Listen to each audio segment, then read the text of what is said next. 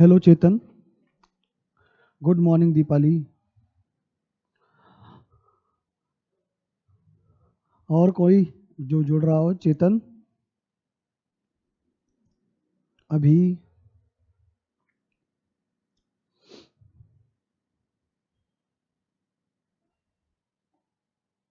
Please एक message कर दीजिए आप कि मुझे सुन पा रहे हैं, देख पा रहे हैं ठीक से। फिर हम लोग आगे शुरू करते हैं आज।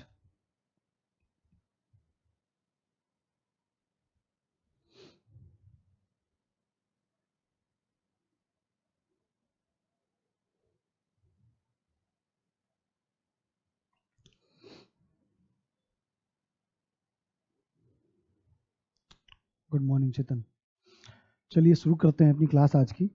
नमस्कार, मैं हूं शोभित और आप धे लॉ के लखनऊ सेंटर से जुड़ रहे हैं। और आज हम लोग जो भारतीय दंड संहिता है उसके संबंध में पढ़ेंगे। पहले तो जानेंगे कि भारतीय दंड संहिता या जो भारतीय न्याय संहिता 2023 है उसका अपने जो भी परीक्षा उपयोगी है, प्रतियोगी परीक्षाएं हैं जैसे पीसीएस जो है, एपीओ है, एडीए है, या किसी भी प्रकार की परीक्षा है, या आपको अच्छा अधिवक्ता बनना है, इन सब के लिए भारतीय दंड संहिता का बहुत ही महत्वपूर्ण रोल है। आप जानते हैं कि भारतीय दंड संहिता आईपीसी एक ऐसा सब्जेक्ट है कि जो एक सामान्य से सामान्य व्यक्ति को भी आता है रोड चलते। हाँ, आप जरूर है कि अब नई धारा चेंज हो गई है तो सामान्य लोग नहीं बता सकते हैं कि क्या हो गया, वरना कुछ धाराएं ऐसी थी जो लोगों की जुबान पे होती थी। रिक्शे वाले से पूछ लीजिए तो बता देगा 307 क्या होता था। तो ऐसे ही अब जो न्याय संहिता आएगी जो 1 जुलाई से एप्लीकेबल होगी, जिसके बारे में हम पढ़ेंगे। तो पहले तो कि भारतीय दंड संहिता या भारतीय न्याय संहिता का अब हमारी जो जुडिशरी है, जो पीसीएस का एग्जाम है, उसमें इंपॉर्टेंट रोल क्या है। तो पहले इंपॉर्टेंट रोल देखेंगे कि हम अगर यूपी जुडिशरी की केवल बात करें तो प्री में करीब करीब 15 से 16 क्वेश्चन आपको इससे मिलते हैं। तो सीधा सीधा आपको 30 प्रश्न, 30 नंबर का आपको इस पे मिलता है। और उसके बाद फिर आप मेंस में आते हैं तो जो रेवेन्यू का पेपर होता है उसके साथ में आईपीसी भारतीय दंड संहिता 50 नंबर का पूछा जाता है, जिसमें 4 क्वेश्चन आते हैं और आपको 2 करने होते हैं आईपीसी से। चारों आईपीसी से रहते हैं ब्लॉक बी में, और आपको उसमें से 2 प्रश्न करने होते हैं। तो भारतीय दंड संहिता इंटरव्यू में भी बहुत ज़्यादा महत्वपूर्ण होती है, क्योंकि आपसे ये उम्मीद की जाती है कि आपका जो विधि के समझ है, विधि के लिए जो समझ है वो आपका समझ है, कैसी समझ है। तो एक आईपीसी एक ऐसा जागृत सब्जेक्ट है जिससे समाज भी अवेयर रहता है और शिक्षार्थी तो रहता ही रहता है। तो इसलिए भारतीय दंड संहिता का महत्वपूर्ण योगदान है आपके, चाहे आप जज बने, आप अच्छे वकील बने, आप एपीओ में जाना चाहें, गवर्नमेंट सेवाओं में, सीबीआई, पीपी, दिल्ली, किस में भी जाएं, आपका आईपीसी का रोल हर जगह रहता है और हर स्टेट में इसका वेटेज रहता है, अच्छा खासा वेटेज रहता है। तो इसलिए बहुत ही महत्वपूर्ण है। तो भारतीय दंड संहिता किस प्रकार की विधि है? तो विधियां सामान्यतः 2 प्रकार की होती हैं। एक तो होती है प्रक्रियात्मक विधि और दूसरी होती है सारभूत विधि। सारभूत विधि, तो भारतीय दंड संहिता कैसी विधि है? भारतीय दंड संहिता सारभूत विधि है। सारभूत विधि से तात्पर्य क्या होता है? सारभूत विधि वह विधि होती है जो किसी व्यक्ति के अधिकार और दायित्वों का या तो निर्धारण करती है या तो परिभाषित करती है। तो सब्सटेंटिव लॉ जिसको हम लोग बोलते हैं सारभूत विधि को, कि सब्सटेंटिव लॉ से मतलब यह है कि जहां पर व्यक्तियों के अधिकार और दायित्वों की बात होती है। प्रक्रियात्मक विधि क्या होती है? प्रक्रियात्मक विधि होती है जो प्रक्रिया के माध्यम से हम अधिकार और दायित्वों को निर्धारित करते हैं। वो प्रक्रियाएं बताती हैं कि कैसे अगर किसी व्यक्ति ने कोई अपराध कर दिया है तो हम दंड प्रक्रिया संहिता के तहत उसके अपराध में कैसे उसके ऊपर आरोप लगाए जाएंगे, कैसे उसको गिरफ्तार किया जाएगा, कैसे उसको सुनवाई का अवसर दिया जाएगा, कैसे विचारण होगा, कैसे आरोपों का विवेचन होगा। इन सारी चीज़ों के बारे में हम प्रक्रियात्मक विधि में पढ़ते हैं। उनका भी अपने आप में वेटेज होता है। लेकिन भारतीय दंड संहिता कैसी विधि है? सारभूत विधि है जो पक्षकारों के अधिकारों और दायित्व के संबंध में बात करती है। भारतीय दंड संहिता बन के कब तैयार हुआ? छोटी मोटी इंफॉर्मेशन ले लेते हैं हम लोग इसके संबंध में स्टार्टिंग में, फिर हम अपने टॉपिक में आएंगे। तो अगर हम भारतीय दंड संहिता के बारे में सोचे कि भारतीय दंड संहिता कब बना, कैसे हमारे लॉ बना, तो इसकी अगर हम शुरुआत देखते हैं कि भारतीय दंड संहिता के बारे में शुरुआत की अगर हम बात करें तो हम देखते हैं कि 1834 में प्रथम लॉ कमीशन बनता है, फर्स्ट लॉ कमीशन बनता है। और उस विधि आयोग, लॉ कमीशन विधि आयोग का चेयरमैन जो बनते हैं वो बनते हैं Lord Macaulay, TB Lord Macaulay.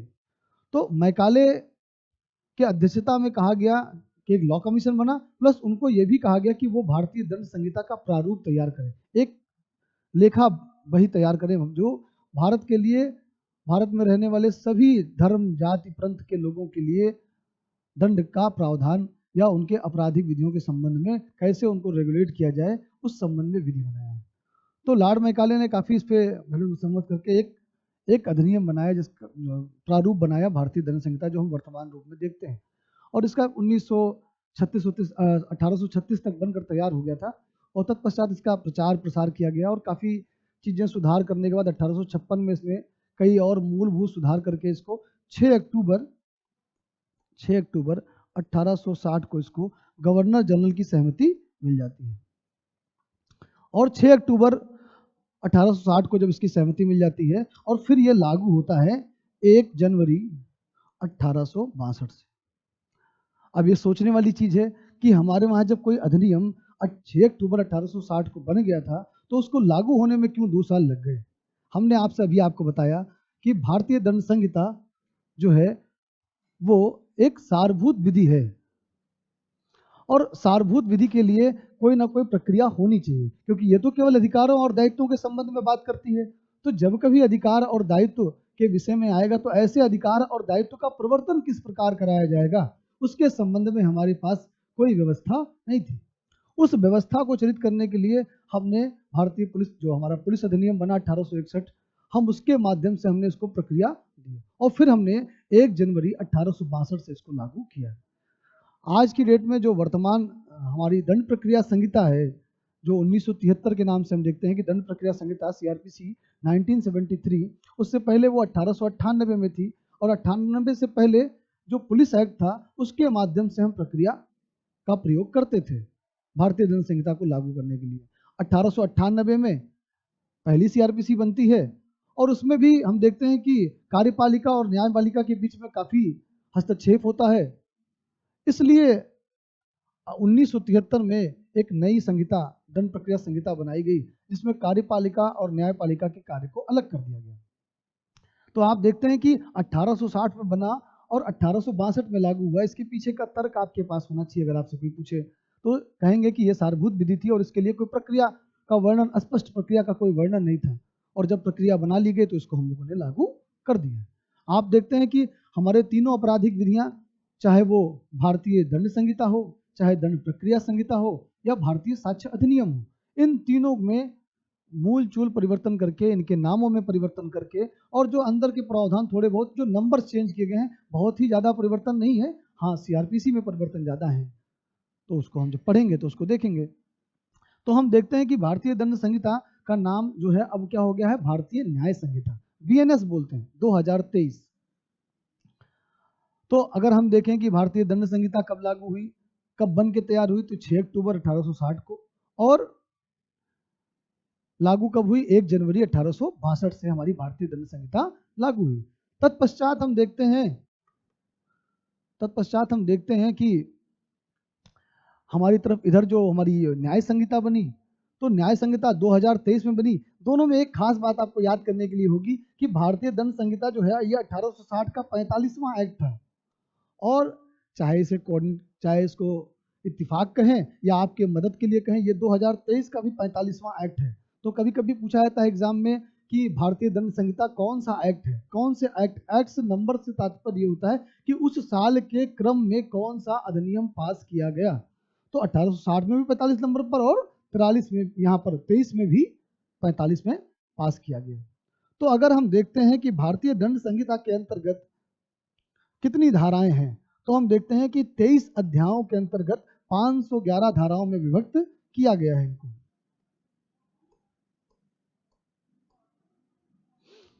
तो हम देखते हैं कि इसका ड्राफ्ट 1834 में जो प्रथम विधिवत बना था, लॉर्ड मैकाले के द्वारा किया गया था। और फिर हम देखते हैं कि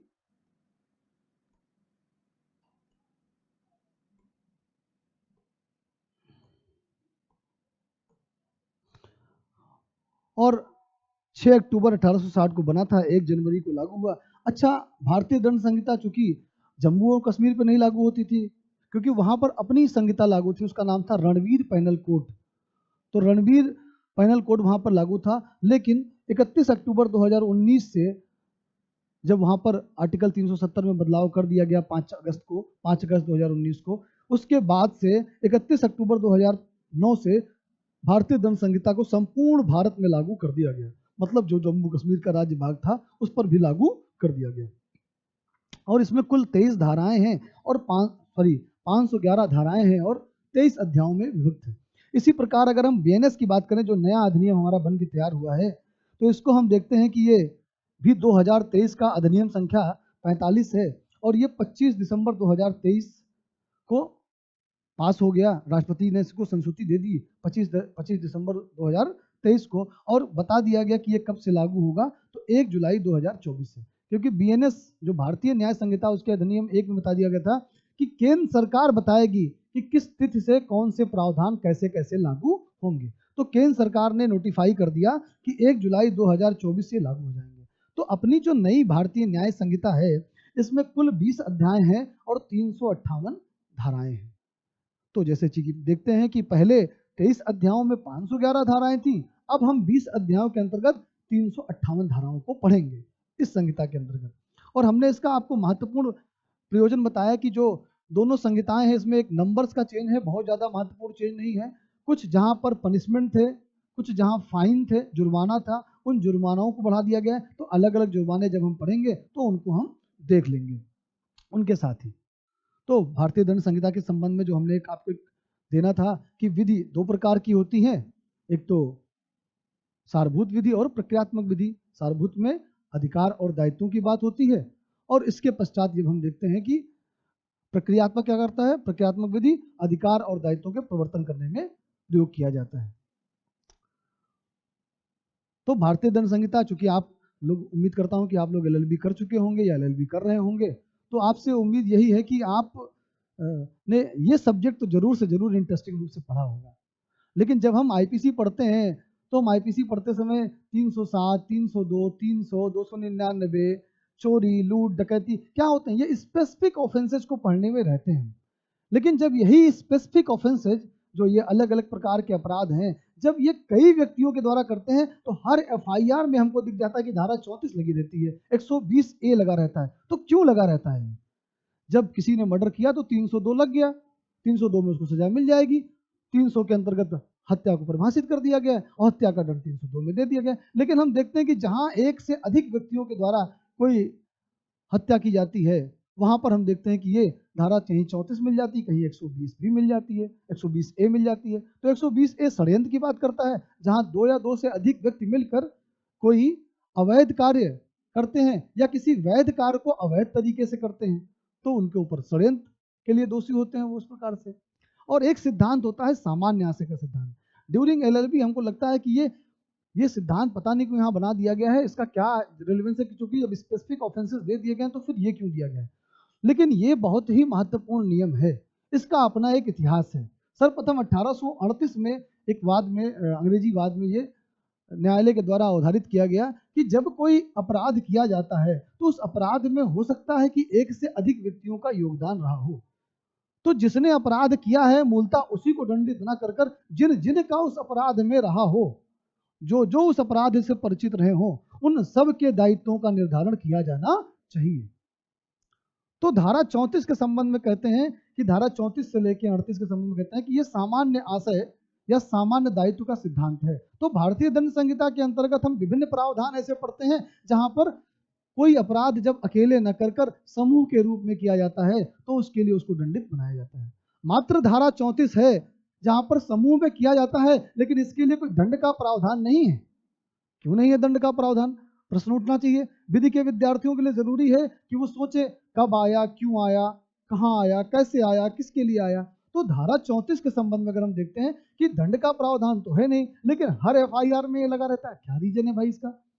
तो अगर हमको देखना है कि धारा 34 क्यों महत्वपूर्ण है, क्यों ऐसा लगता है कि धारा 34 को बार, तो अगर हम जब दंड प्रक्रिया संहिता पढ़ते हैं उसकी अनुसूची देखते हैं, तो उस अनुसूची में जहां पर बताया गया है कि अपराध दो प्रकार के होते हैं, संज्ञेय और असंज्ञेय, उन अपराधों की श्रेणी में धारा 34 नहीं आई।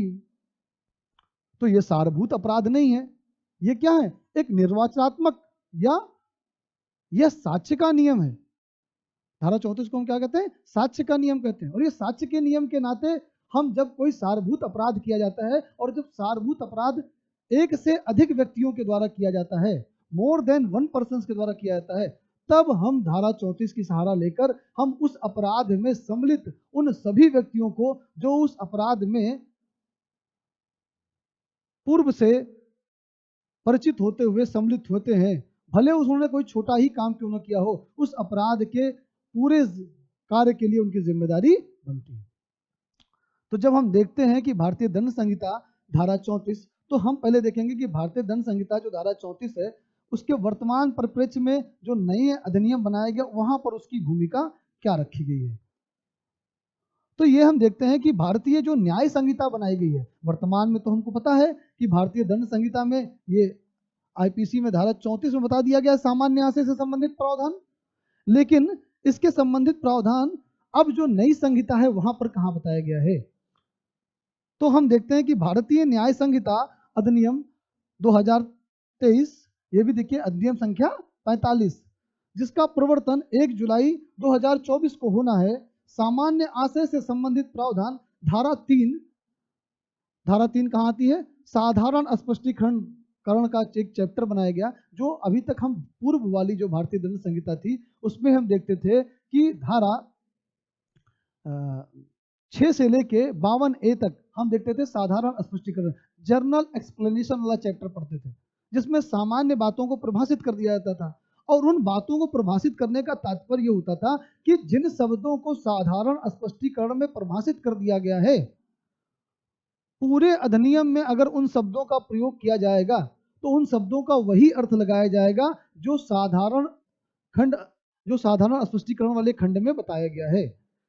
जब हम देखते थे धारा 6 से लेके 52A तक बताया गया है साधारण खंड, तो उसमें धारा 7 बताता है एक्सप्रेशन कि with the conformity of the explanation, जिस चीज को इस चैप्टर में बता दिया जाएगा वही सभी जगह, अगर जो शब्द बता दिया जाएगा उसका हर जगह वही मतलब लगाया जाएगा जब जब उस शब्द का प्रयोग होगा। इसी प्रकार वर्तमान जो भारतीय न्याय संहिता बनाई गई, इस भारतीय न्याय संहिता के धारा 3 जो कि हम साधारण स्पष्टीकरण के खंड में पढ़ते हैं, उसमें 9 उपधाराएं बना दी गई। उसमें 9 उपधारा में उपधारा 5 में साधारण स्पष्टीकरण के अंतर्गत उपधारा 5 के अंतर्गत सामान्य आशय का प्रावधान कर दिया। अर्थात जो अभी तक भारतीय दंड संहिता 1860 की धारा 34 में हम पढ़ रहे थे, अब वो 34 से कहाँ आ गया है, धारा 3 की उपधारा 5। अब याद करने के लिए क्या कहेंगे, भाई 34 लिखा हुआ है, अब 34 को हम इसको क्या कर देंगे, ब्रैकेट में कर देंगे, और इसमें अगर हम एक ऐड कर देंगे तो क्या हो जाएगा, 3 का 5। तो ऐसे ही धारा 34, और जैसे हम कहते हैं कि जब हम सामान्य आशय के संबंधित प्रावधान पढ़ते हैं तो हम कहते हैं धारा 34 से लेके 38 तक के प्रावधान बताए गए हैं। तो इसी क्रम में हम देखते हैं कि जैसे धारा 34 को धारा 3 की उपधारा 5 के अंतर्गत वर्णित किया गया है, इसी प्रकार से धारा 35, 36, 37 और 38 को इसी क्रम में धारा 3 की उपधारा 6, 7, 8 और 9 में भी वर्णित कर दिया गया है। अर्थात सामान्य आशय से संबंधित प्रावधान जो अभी तक हम लोग भारतीय दंड संहिता में धारा 34 में पढ़ रहे हैं, 1 जुलाई के बाद जब यह अधिनियम लागू हो जाएगा तो ये सेम धारा, इस धारा में कोई भी परिवर्तन नहीं किया गया है, एज इट इज इसको उतार दिया गया है नई संहिता में। तो इसलिए अब आपको इसमें घबराने की जरूरत नहीं कि कुछ नया पढ़ना है, बस खाली हमको क्रम जोड़ना है। तो अभी तक हम लोग 34 पढ़ रहे थे, अब हम लोग उसको 34 को बांट देंगे, संधिविच्छेद कर देंगे, तो 3 को अलग कर देंगे और ब्रैकेट में 5 कर देंगे, उसी क्रम में 5, 6, 7, 8, 9 तक पढ़ लेंगे कि 35, 36, 37, 38 भी उसी के आगे इसी क्रम में बता दिया गया है।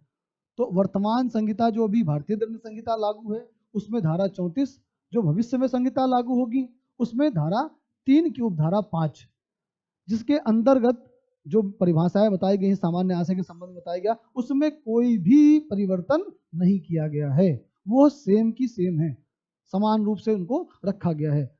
तो हमको लगता है कि ये क्लियरिटी हमको चाहिए कि भारतीय दंड संहिता का स्वरूप पता चला हमको। पहले तो हमको पता चला कि विधि के 2 स्वरूप होते हैं, फिर हमको पता चला कि नई संहिता और पुरानी संहिता कब से लागू होगी, कितने कितने अध्याय चैप्टर हैं, फिर जो जो विषय आज हम पढ़ने जा रहे हैं, उस विषय में जो आज टॉपिक है हमारा सामान्य आशय, वो वर्तमान संहिता में किसमें है और लागू होने वाली संहिता में कहाँ पर है। तो धारा 34 में अभी है और 3 की उपधारा 5 में आगे जब ये संहिता लागू हो जाएगी उसमें होगा।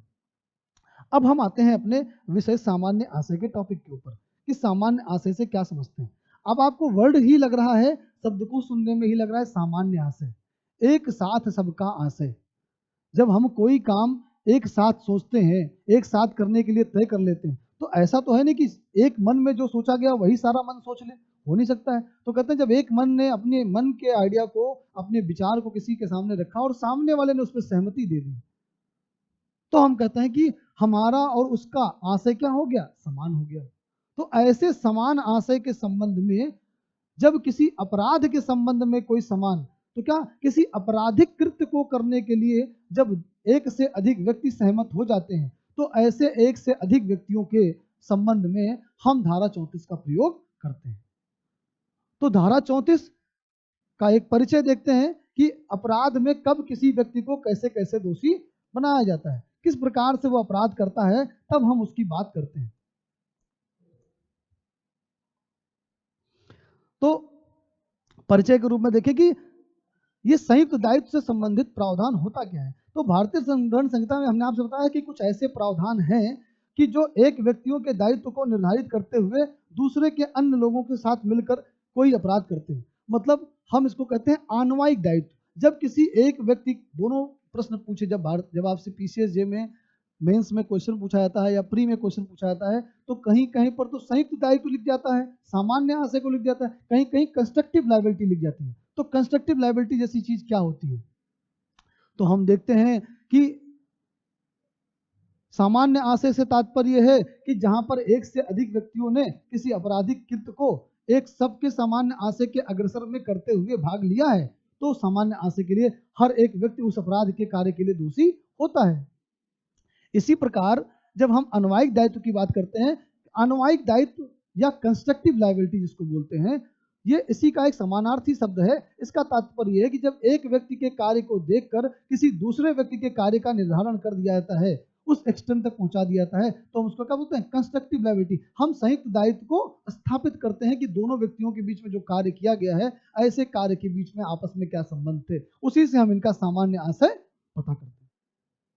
तो जब सामान्य रूप से एक व्यक्ति किसी अपराध के लिए निम्नलिखित रूप से संबंधित हो सकता है। भाई हम हैं तो हमने किस अपराध को किया, किस प्रकार से, या तो वो अपराध मैंने स्वयं किया हो, या तो मैंने उस अपराध को स्वयं किया हो, या तो उस अपराध में मैंने भाग लिया हो। कोई अपराध किया जा रहा है और हम उसमें जुड़ गए हैं, हमने भी जाके उसमें इन्वॉल्वमेंट दे दी। अब इन्वॉल्वमेंट किस प्रकार से होगा, शारीरिक रूप से होगा, मानसिक रूप से होगा, कहीं घटना स्थल पे मारपीट हो रहा है, वहां हम खड़े होकर मूकदर्शी देख रहे हैं अपने दोस्तों के साथ, या हम भी उसमें हाथ पैर मार रहे हैं, कैसे माना जाएगा।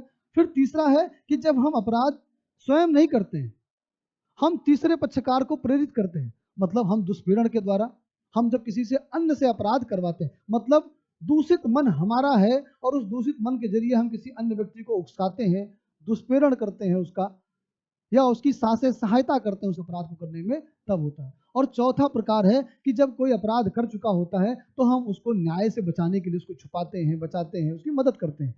तो हम किसी अपराध से 4 तरीकों से मुख्यतः सम्मिलित हो सकते हैं।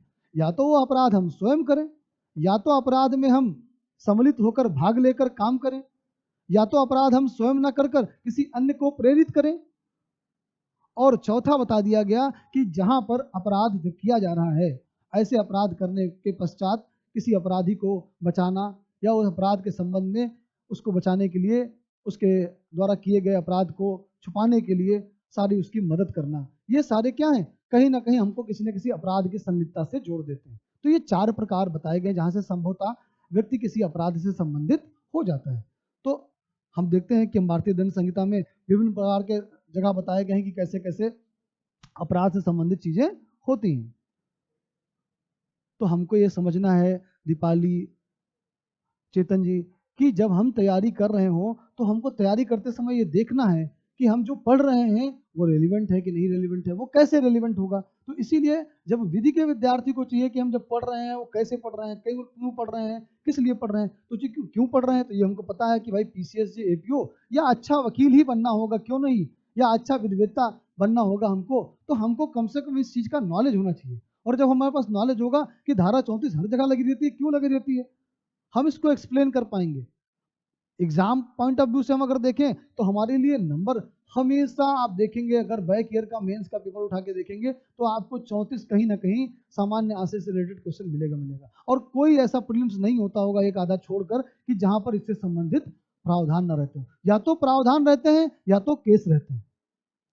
तो इसलिए ये धारा बहुत ही ज्यादा हमारे लिए महत्वपूर्ण है, क्योंकि हमको इससे नंबर पाना है, सिलेक्शन लेना है।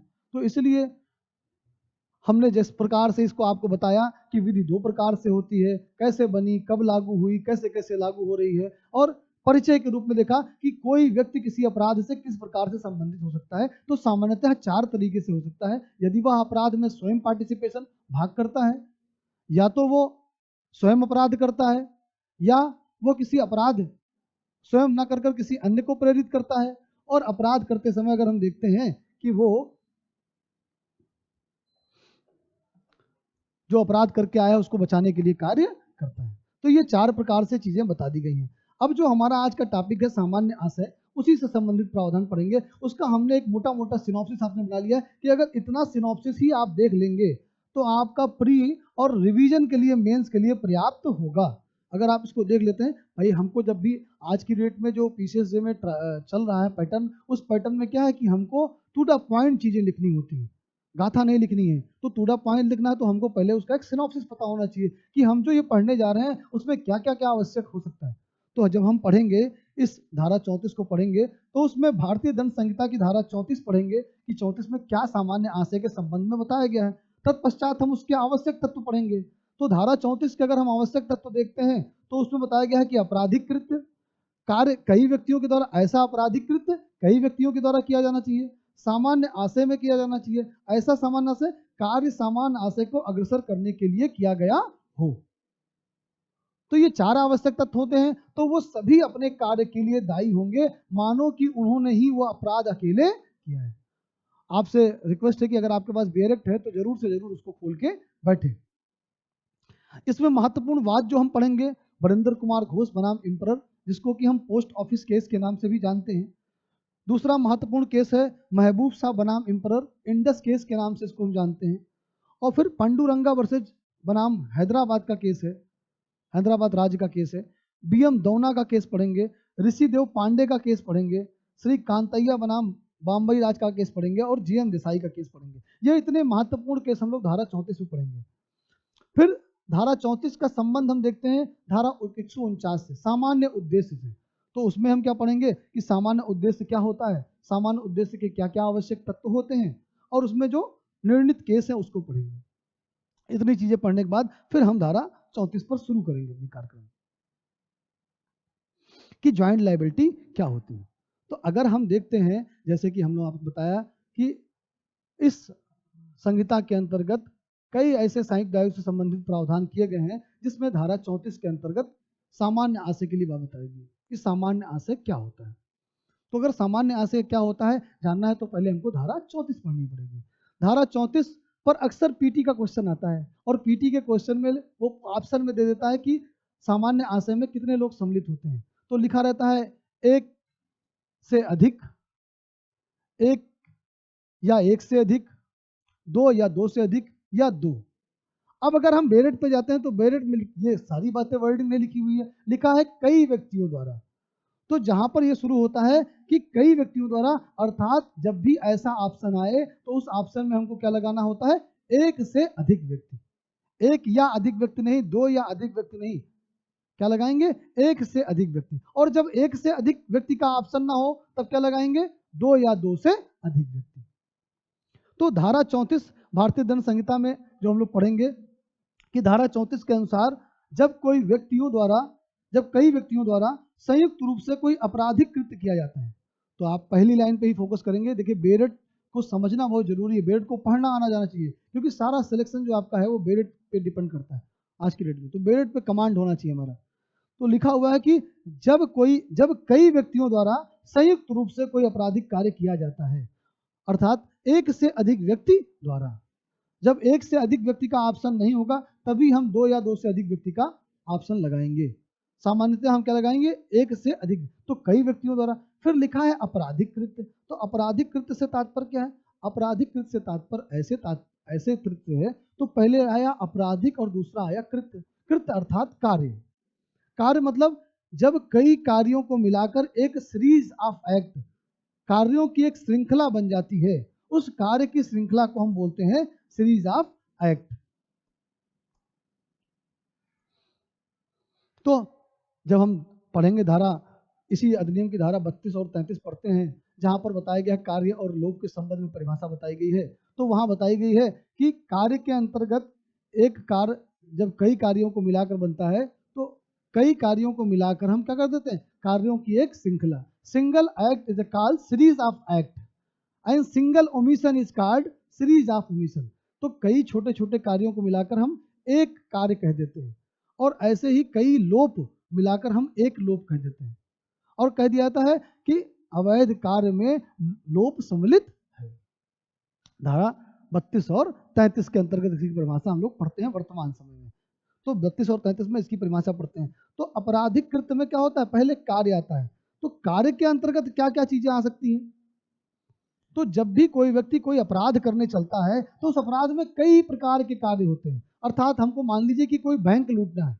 अब उस बैंक लूटने के लिए अगर हमने सोचा है कि मुझे बैंक रात को लूटना है, तो नाइट शिफ्ट में जो ड्यूटी करता है, कैसे वहां का ताला खोला जाएगा, बैंक की टाइमिंग क्या होगी, कौन वहां पर सीसीटीवी ऑफ करेगा, कौन गाड़ी लेकर आएगा, क्या सबने अपना मिलके 4 लोगों ने तय किया कि हम आज रविवार की रात को फला बैंक लूटेंगे। और उस फला बैंक को लूटने में हम 2 लोग अंदर जाएंगे, 2 लोग अंदर तिजोरी तोड़ेंगे, वहां से सामान निकालेंगे, एक लोग को बाहर से छत से फेंकेंगे, वो उसको रिसीव करेंगे, वो दूसरी गाड़ी में पहुंचाएंगे, गाड़ी लेकर उस गेट पर वो खड़ा रहेगा। ये सारी भूमिका हम बना लेते हैं। तो इसमें हर व्यक्ति ने अपने हिसाब से अलग, अब जो गाड़ी लेकर आया उसने तो कोई अपराध किया नहीं, लेकिन चूंकि वो अपराध में उस प्रकार से सहायक है कि उस अपराध की पूर्णता में उसकी एक महत्वपूर्ण भूमिका है, तो इसलिए उसका जो कार्य है, ये क्या हो गए, जो ये डकैती डाली गई, ये लूट की गई बैंक के अंतर्गत, बैंक में जो ये लूट की गई, तो लूट को क्या कहेंगे, एक आपराधिक कार्य किया गया। आपराधिक कार्य क्या है, लूट किया गया। तो ऐसे लूट के अंतर्गत जो विभिन्न प्रकार के कार्य किए गए, गाड़ी लाना, 2 लोगों का अंदर कूदना, एक लोग का खड़े होकर वहां पर रैकी करना, देखना, दूसरे लोगों का दूसरे चौराहे पे खड़े होकर बताना कि पुलिस आ रही कि नहीं आ रही, इन सब का अपना एक उद्देश्य, एक ऑब्जेक्ट है। वो उद्देश्य क्या है, बैंक को लूटना। इस बैंक को लूटने के उद्देश्य से ही उन सारों ने ये सारा प्लान बनाया है।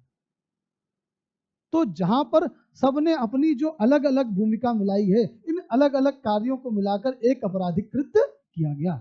तो ये सीरीज ऑफ एक्ट जो सबके अलग अलग कार्य थे, इन सब अलग कार्यों को मिलाकर एक आपराधिक कृत्य कर दिया गया। तो इसीलिए लिखा हुआ है कि कई व्यक्तियों द्वारा जब अपने आपराधिक कृत्य को करते हैं, वो क्या करने के लिए करते हैं, बहुत ही महत्वपूर्ण विषय आने वाला है, ध्यान रखिएगा कि जब कई व्यक्तियों द्वारा संयुक्त रूप से कोई आपराधिक कार्य किया था, तो ये क्लियर हो गया, कई व्यक्ति अर्थात एक से अधिक व्यक्ति मिलकर कई छोटे छोटे काम कर कर किसी एक मेन अपराध को, एक मूल अपराध को दिशा देते हैं।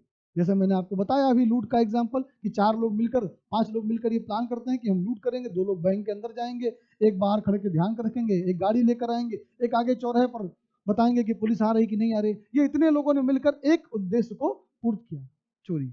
तो सभी ने अपने क्या किया, इस आपराधिक कृत्य में एक एक काम कर कर सब अपनी भूमिका निभाते हैं। तो जो बैंक के अंदर चोरी करने गए, खाली वही लूट के लिए दायी नहीं होंगे, ये सभी व्यक्ति समान रूप से लूट के लिए दायी होंगे।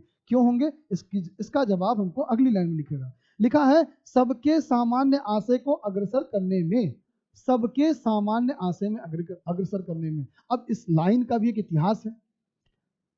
उत्तर प्रदेश पीसीएसजे में दो बार प्री में सीधा सीधा क्वेश्चन पूछ लिया गया है कि सबके असामान्य आशय शब्द को या पदावली को भारतीय दंड संहिता की 34 में कब समाहित किया गया। तो हम देखते हैं कि एक केस आता है गोराचंद गोपी का केस। उस गोराचंद गोपी के केस में जो जज होते हैं उनका नाम बर्निस पिकाक होता है।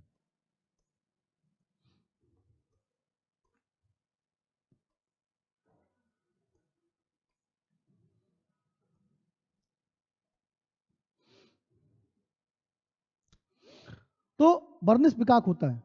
तो संभवतः ये माना जाता है कि गोराचंद गोपी के केस में जो लॉर्ड बर्निस्पिकाक थे, तो बर्निस्पिकाक ने कहा कि धारा 34 में पहले, इससे पहले लिखा हुआ था केवल सामान्य आशय, अर्थात अगर हम पूरी लाइन पढ़ें तो उसको पढ़ते पहले इस प्रकार से पढ़ी जाती थी पहली लाइन को कि जब कोई आपराधिक कार्य कई व्यक्तियों द्वारा, उनमें से प्रत्येक व्यक्ति द्वारा अपने सामान्य आशय में किया जाता है, तो केवल सामान्य आशय लिखा था, सामान्य आशय के अग्रसर में नहीं लिखा हुआ था। तो जस्टिस पिकाक ने गोराचंद गोपी के केस में कहा पहली बार कि ये जो सामान्य आशय शब्द है ये काफी भ्रमवादक है। भाई हो सकता है जिस लूट के संबंध में मैंने भी आपको उदाहरण दिया, इस लूट के संबंध में अभी मान लीजिए कि 5 लोगों ने तय किया था कि हम लूट करेंगे, 2 लोग बैंक में जाएंगे, एक गाड़ी लेकर आएगा, एक बाहर खड़ा रहेगा, एक चौराहे पे खड़ा रहेगा। तो रात को प्लान तय हो गया, फिर उसमें से 2 लोग अपराध करने नहीं गए।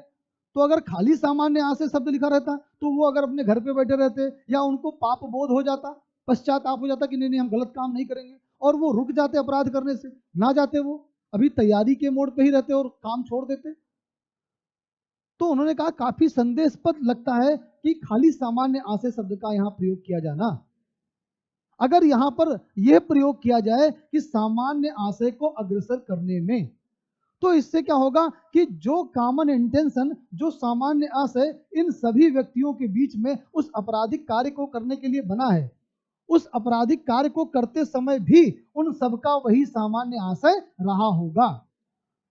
तो अगर इस धारा में सामान्य आशय की जगह पर सामान्य आशय को अग्रसर करने में, उन सब के सामान्य आशय को अग्रसर करने में पदावली को अगर समाहित कर दिया जाएगा तो इससे निपटारा मिल जाएगा, इस संदेह से निपटारा मिल जाएगा।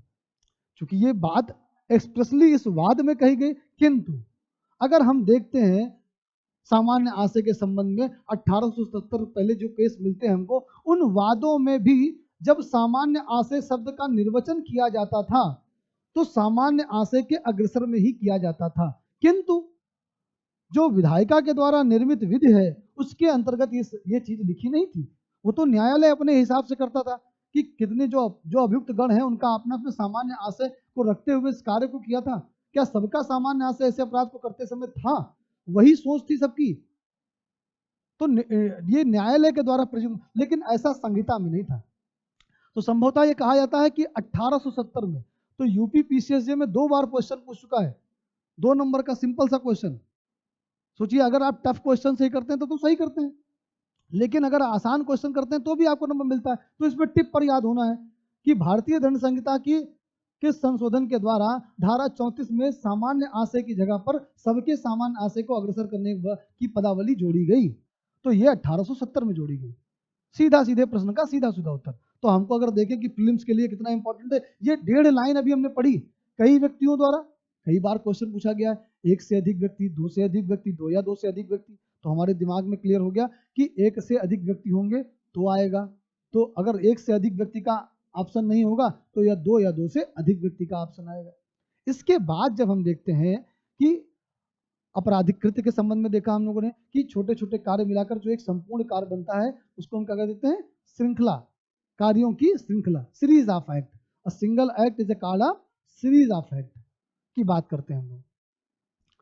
और उसी प्रकार अब हम देख रहे हैं कि गोराचंद गोपी के बाद में बर्निस पिकाक, जस्टिस बर्निस पिकाक ने कहा कि धारा 34 में सामान्य आशय की जगह पर सामान्य आशय के अग्रसर में प्रयोग पदावली का प्रयोग किया जाना उपयुक्त है। अतः 1870 में भारतीय दंड संहिता संशोधन कर सामान्य आशय के अग्रसर पदावली को जोड़ दिया गया। तो आप देख पा रहे हैं कि इस प्रकार से इस धारा में इसने स्थान पाया। किसने स्थान पाया? सामान्य आशय के अग्रसर में, कि कैसे सामान्य आशय के अग्रसर में कोई कार्य किया जाएगा।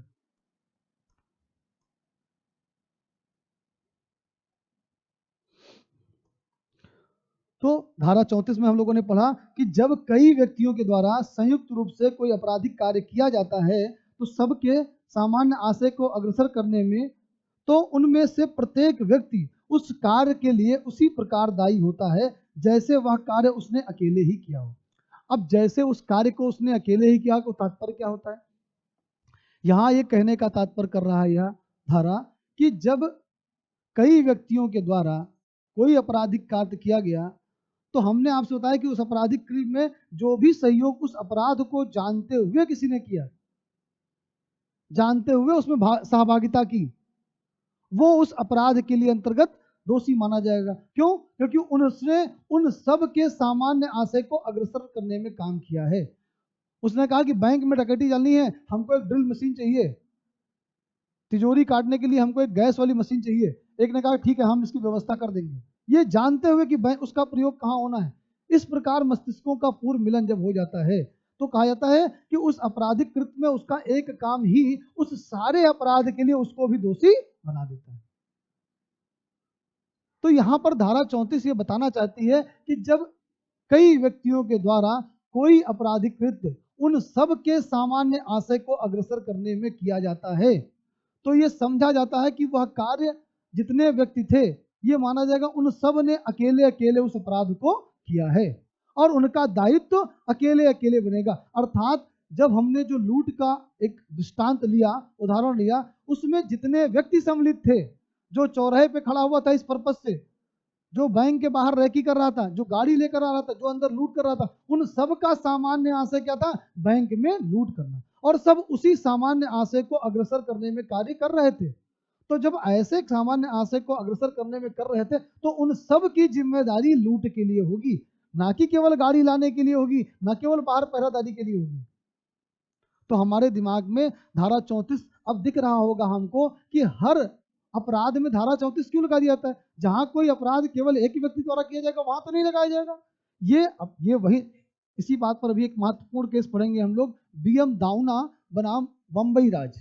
बीएम दाउना बनाम बंबई राज में कहा गया कि मान लीजिए कि किसी अपराध के लिए एक से अधिक व्यक्तियों को आरोपित किया गया है और जब आरोपित करने के बाद देखते हैं कि उसमें सारे व्यक्ति जो है वो दोष मुक्त हो गए हैं, खाली एक ही व्यक्ति बचा है। तो पहले तो धारा 34 लगी हुई थी वहां पर, लेकिन माननीय न्यायालय ने कहा कि जब केवल शेष एक ही व्यक्ति बचता है और बाकी सभी अभियुक्त दोष मुक्त कर दिए गए हैं तो जो उसने कार्य किया है उसके लिए वो दायी होगा, ना कि वो सामान्य आशय के लिए दायी होगा। ये विशेष परिस्थितियां हैं, जैसे कि अभी संहिता की धारा 38 में भी हम पढ़ेंगे कि जब समूह में लोगों ने काम किया और समूह के लोगों में लोगों को आरोपित किया गया, आरोपित करने के पश्चात जब हम देखते हैं, आरोपित करने के पश्चात जब हम देखते हैं कि बाकी सभी लोग दोष मुक्त हो गए, केवल एक ही व्यक्ति बचता है किसी आपराधिक कृत्य के लिए, तो उसको उसी आपराधिक कृत्य के लिए उसको दोषी किया जाएगा, ना कि उस संपूर्ण अपराध के लिए।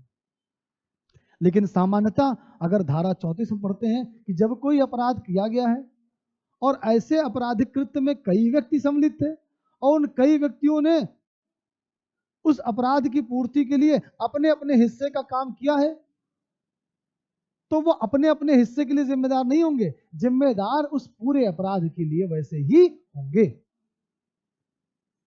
तो धारा 34 यहां बता रही है कि जब कई व्यक्तियों द्वारा संयुक्त रूप से, देखिए धारा को पढ़ना मैं बार बार पढ़ रहा हूं, इसका मतलब यह है कि आपके मन में उस धारा को हमको एक अंश को समाहित करना है, बहुत ही महत्वपूर्ण विषय। तो जब कई व्यक्तियों द्वारा संयुक्त रूप से कोई अपराध कार्य किया जाता है और सबके सामान्य आशय के अग्रसर करने में, तो उनमें से प्रत्येक व्यक्ति उस कार्य के लिए उसी प्रकार दायी होता है जैसे वह कार्य उसने अकेले किया हो। इसे संयुक्त दायित्व कहते हैं और अपराध में सम्मिलित सभी व्यक्तियों को संयुक्त अपराधी कहा जाता है। तो ये धारा 34 जो हमारे भारतीय दंड संहिता में दी गई, यही सेम बात जो यहाँ तक हम पढ़ते हैं कि उसी प्रकार दायी होते हैं, ये सेम बात कहाँ लिख दी गई है?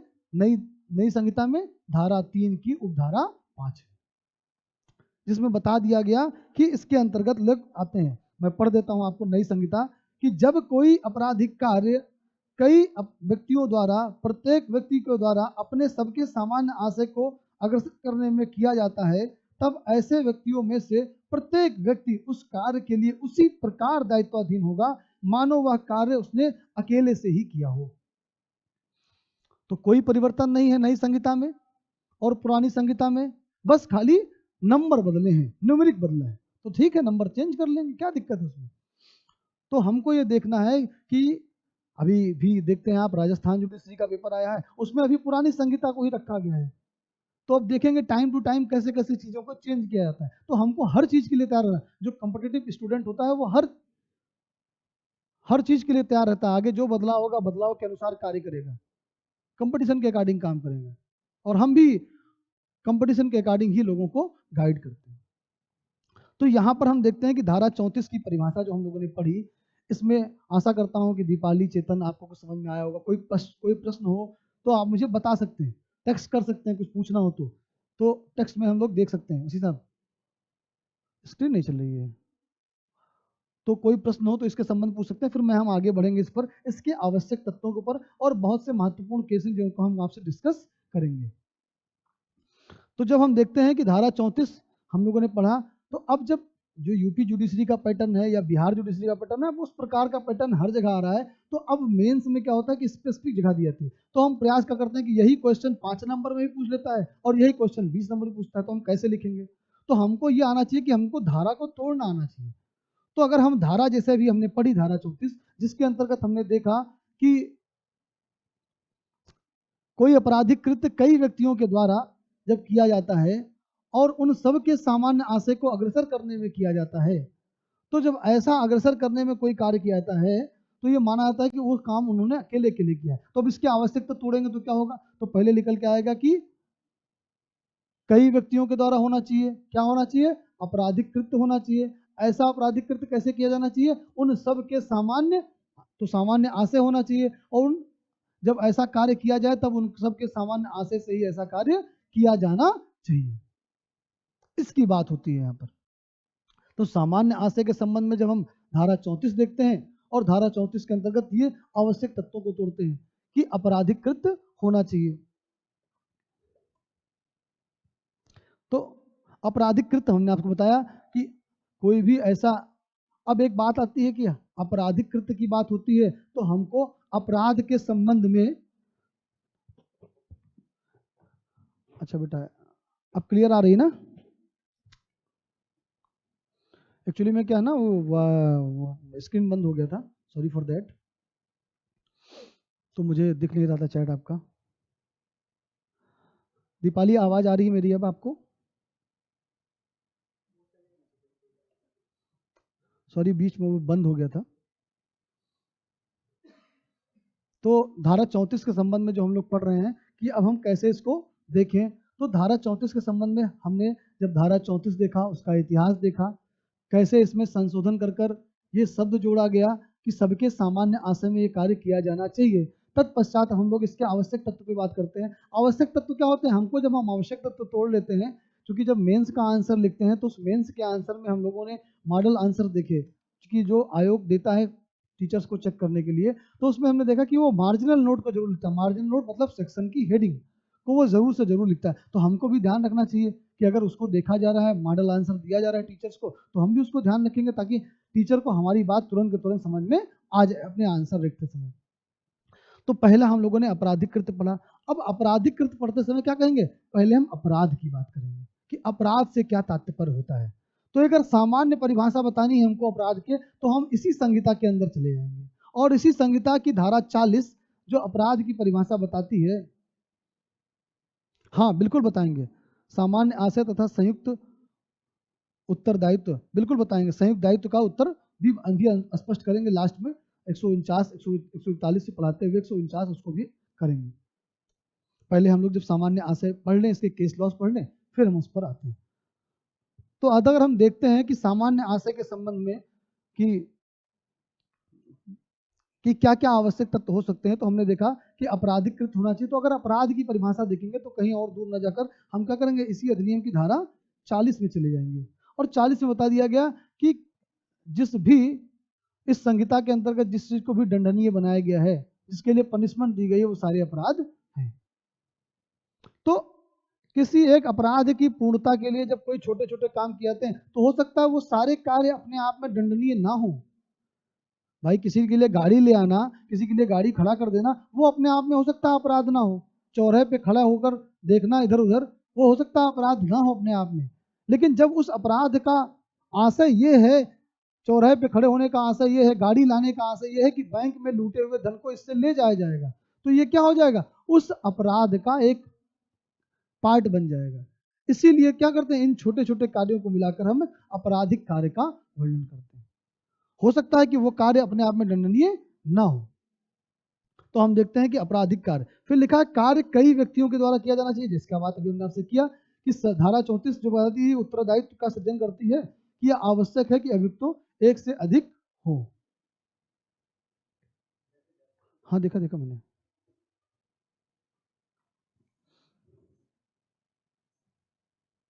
अब बात आती है सामान्य आशय कि कैसे हम तय करेंगे सामान्य आशय। अभी जब हम पढ़ रहे हैं सामान्य आशय, अभी इसका अंतर पढ़ेंगे हम लोग सामान्य उद्देश्य से, धारा 149 से। उसके लिए भी जो नई धारा बता दी गई वो भी आपको बताया जाएगा। अब सामान्य आशय के संबंध में आता है कि सामान्य आशय से क्या तात्पर्य है। तो कहा जाता है सामान्य आशय जब कोई कार्य पूर्व नियोजित योजना बनाकर तथा उसी योजना के अनुसरण में किया जाता है, तब कहा जाता है कि कार्य सामान्य आशय के साथ किया गया है। अतः सामान्य आशय के लिए दो तत्व हैं। कौन से दो तत्व हैं? ये दो तत्व हैं। सामान्य आशय कब होगा? तो कहते हैं मस्तिष्कों का पूर्व मिलन, मस्तिष्कों का पूर्व मिलन और पूर्व नियोजित योजना। तो पूर्व नियोजित योजना होनी चाहिए और मस्तिष्कों का पूर्व मिलन होना चाहिए। अर्थात जब एक से अधिक व्यक्ति कोई कार्य करने चलते हैं तो उस कार्य को करते समय उनके दिमाग में पूर्व नियोजित योजना तथा उनके मस्तिष्क ने उसी प्रकार से सहमति बनाई हो उस कार्य को करने की, तब हम इसको कहते हैं सामान्य आशय। और जब इसी के अग्रसरण में सब काम करते हैं, उसी सामान्य आशय को आगे बढ़ाने में, उसी सामान्य आशय को आगे बढ़ाने में कोई कार्य करते हैं, तब हम कहते हैं कि वो कार्य सामान्य आशय से किया गया है। तो pre arrange plan and prior meeting of mind, पूर्व नियोजित योजना मतलब pre arrange plan and prior meeting of mind. तो जब दिमागों का मेल हो जाता है तो ये माना जाता है कि वो सामान्य आशय के अंतर्गत कार्य किया गया। अब इसके बहुत से भी एग्जाम्पल हम देखेंगे कि मान लीजिए चार दोस्त जा रहे हैं, एक दोस्त से किसी की लड़ाई दिखी थी, वो अकेले दिख गया। अब बाकी चारों दोस्त कहते हैं कि आज ये मिल गया, आज इसको ये निपटा देते हैं। अब उसमें से एक दोस्त कहता है ठीक है ठीक है चलो आज तुम कहते मार देते हैं। दो साथी में वहां खड़े रहते हैं, देख रहे होते हैं, ना वो बचा रहे होते हैं ना कुछ कर रहे होते हैं। तो क्या है, यहाँ पर चारों का सामान्य आशय क्या है, घटना स्थल पर भी उपस्थित हो सकता है। दो खड़े थे, उनको भी लगा कि दो हाथ हम भी मार दें, इसी दो लोग मार ही रहे हैं, दो थप्पड़ हम भी मार दें, दो थप्पड़ वो भी मार देता है। तो क्या ये माना जाएगा कि घटना स्थल पर भी सामान्य आशय हो सकता है। तो अब सामान्य आशय तो आपराधिक कृत्य होना चाहिए। ऐसा आपराधिक कृत्य सामान्य आशय के साथ कई व्यक्तियों के द्वारा किया जाना चाहिए, ऐसे आपराधिक कृत्य। और कार्य जब किया जाए तो उन सब के सामान्य आशय को अग्रसर करने में किया जाना चाहिए। उसी आपराधिक कृत्य को करने के लिए सब लोगों ने समाहित रूप से कार्य किया हो, उसके लिए किया जाना चाहिए। तो सामान्य आशय के अंतर्गत दो चीजें आती हैं, पूर्व नियोजित योजना और मस्तिष्कों का पूर्व मिलन। अब इस पर हम जो महत्वपूर्ण वादों की बात करते हैं, जिसमें सबसे पहले महत्वपूर्ण केस आता है वरेंद्र कुमार घोष बनाम इंपरर का केस। बहुत ही महत्वपूर्ण केस है। इसमें जज का नाम था समनर, और बार बार पीसीएसजे में समनर का स्टेटमेंट पूछा जाता है कि ये बात किसने कही कि जब कोई व्यक्ति खड़ा रहता है, केवल मात्र खड़ा रहता है, तो अगर कोई अपराध हो रहा है और उस अपराध के लिए अगर खड़ा हुआ है तो भी माना जाता है कि उसका वो हिस्सा है। जहां तक उस अपराध को किया जाएगा, उस अपराध का जो परिणाम होगा, वहां तक उस परिणाम के लिए उसकी भी जिम्मेदारी होगी। तो वरेंद्र कुमार घोष के केस में क्या हुआ कि दो चार लोगों ने मिलकर ये तय किया कि जो एक संकरी टोला मोहल्ला है, उस संकरी टोला मोहल्ला में एक पोस्ट ऑफिस था और उस पोस्ट ऑफिस में उनको लूट करनी थी।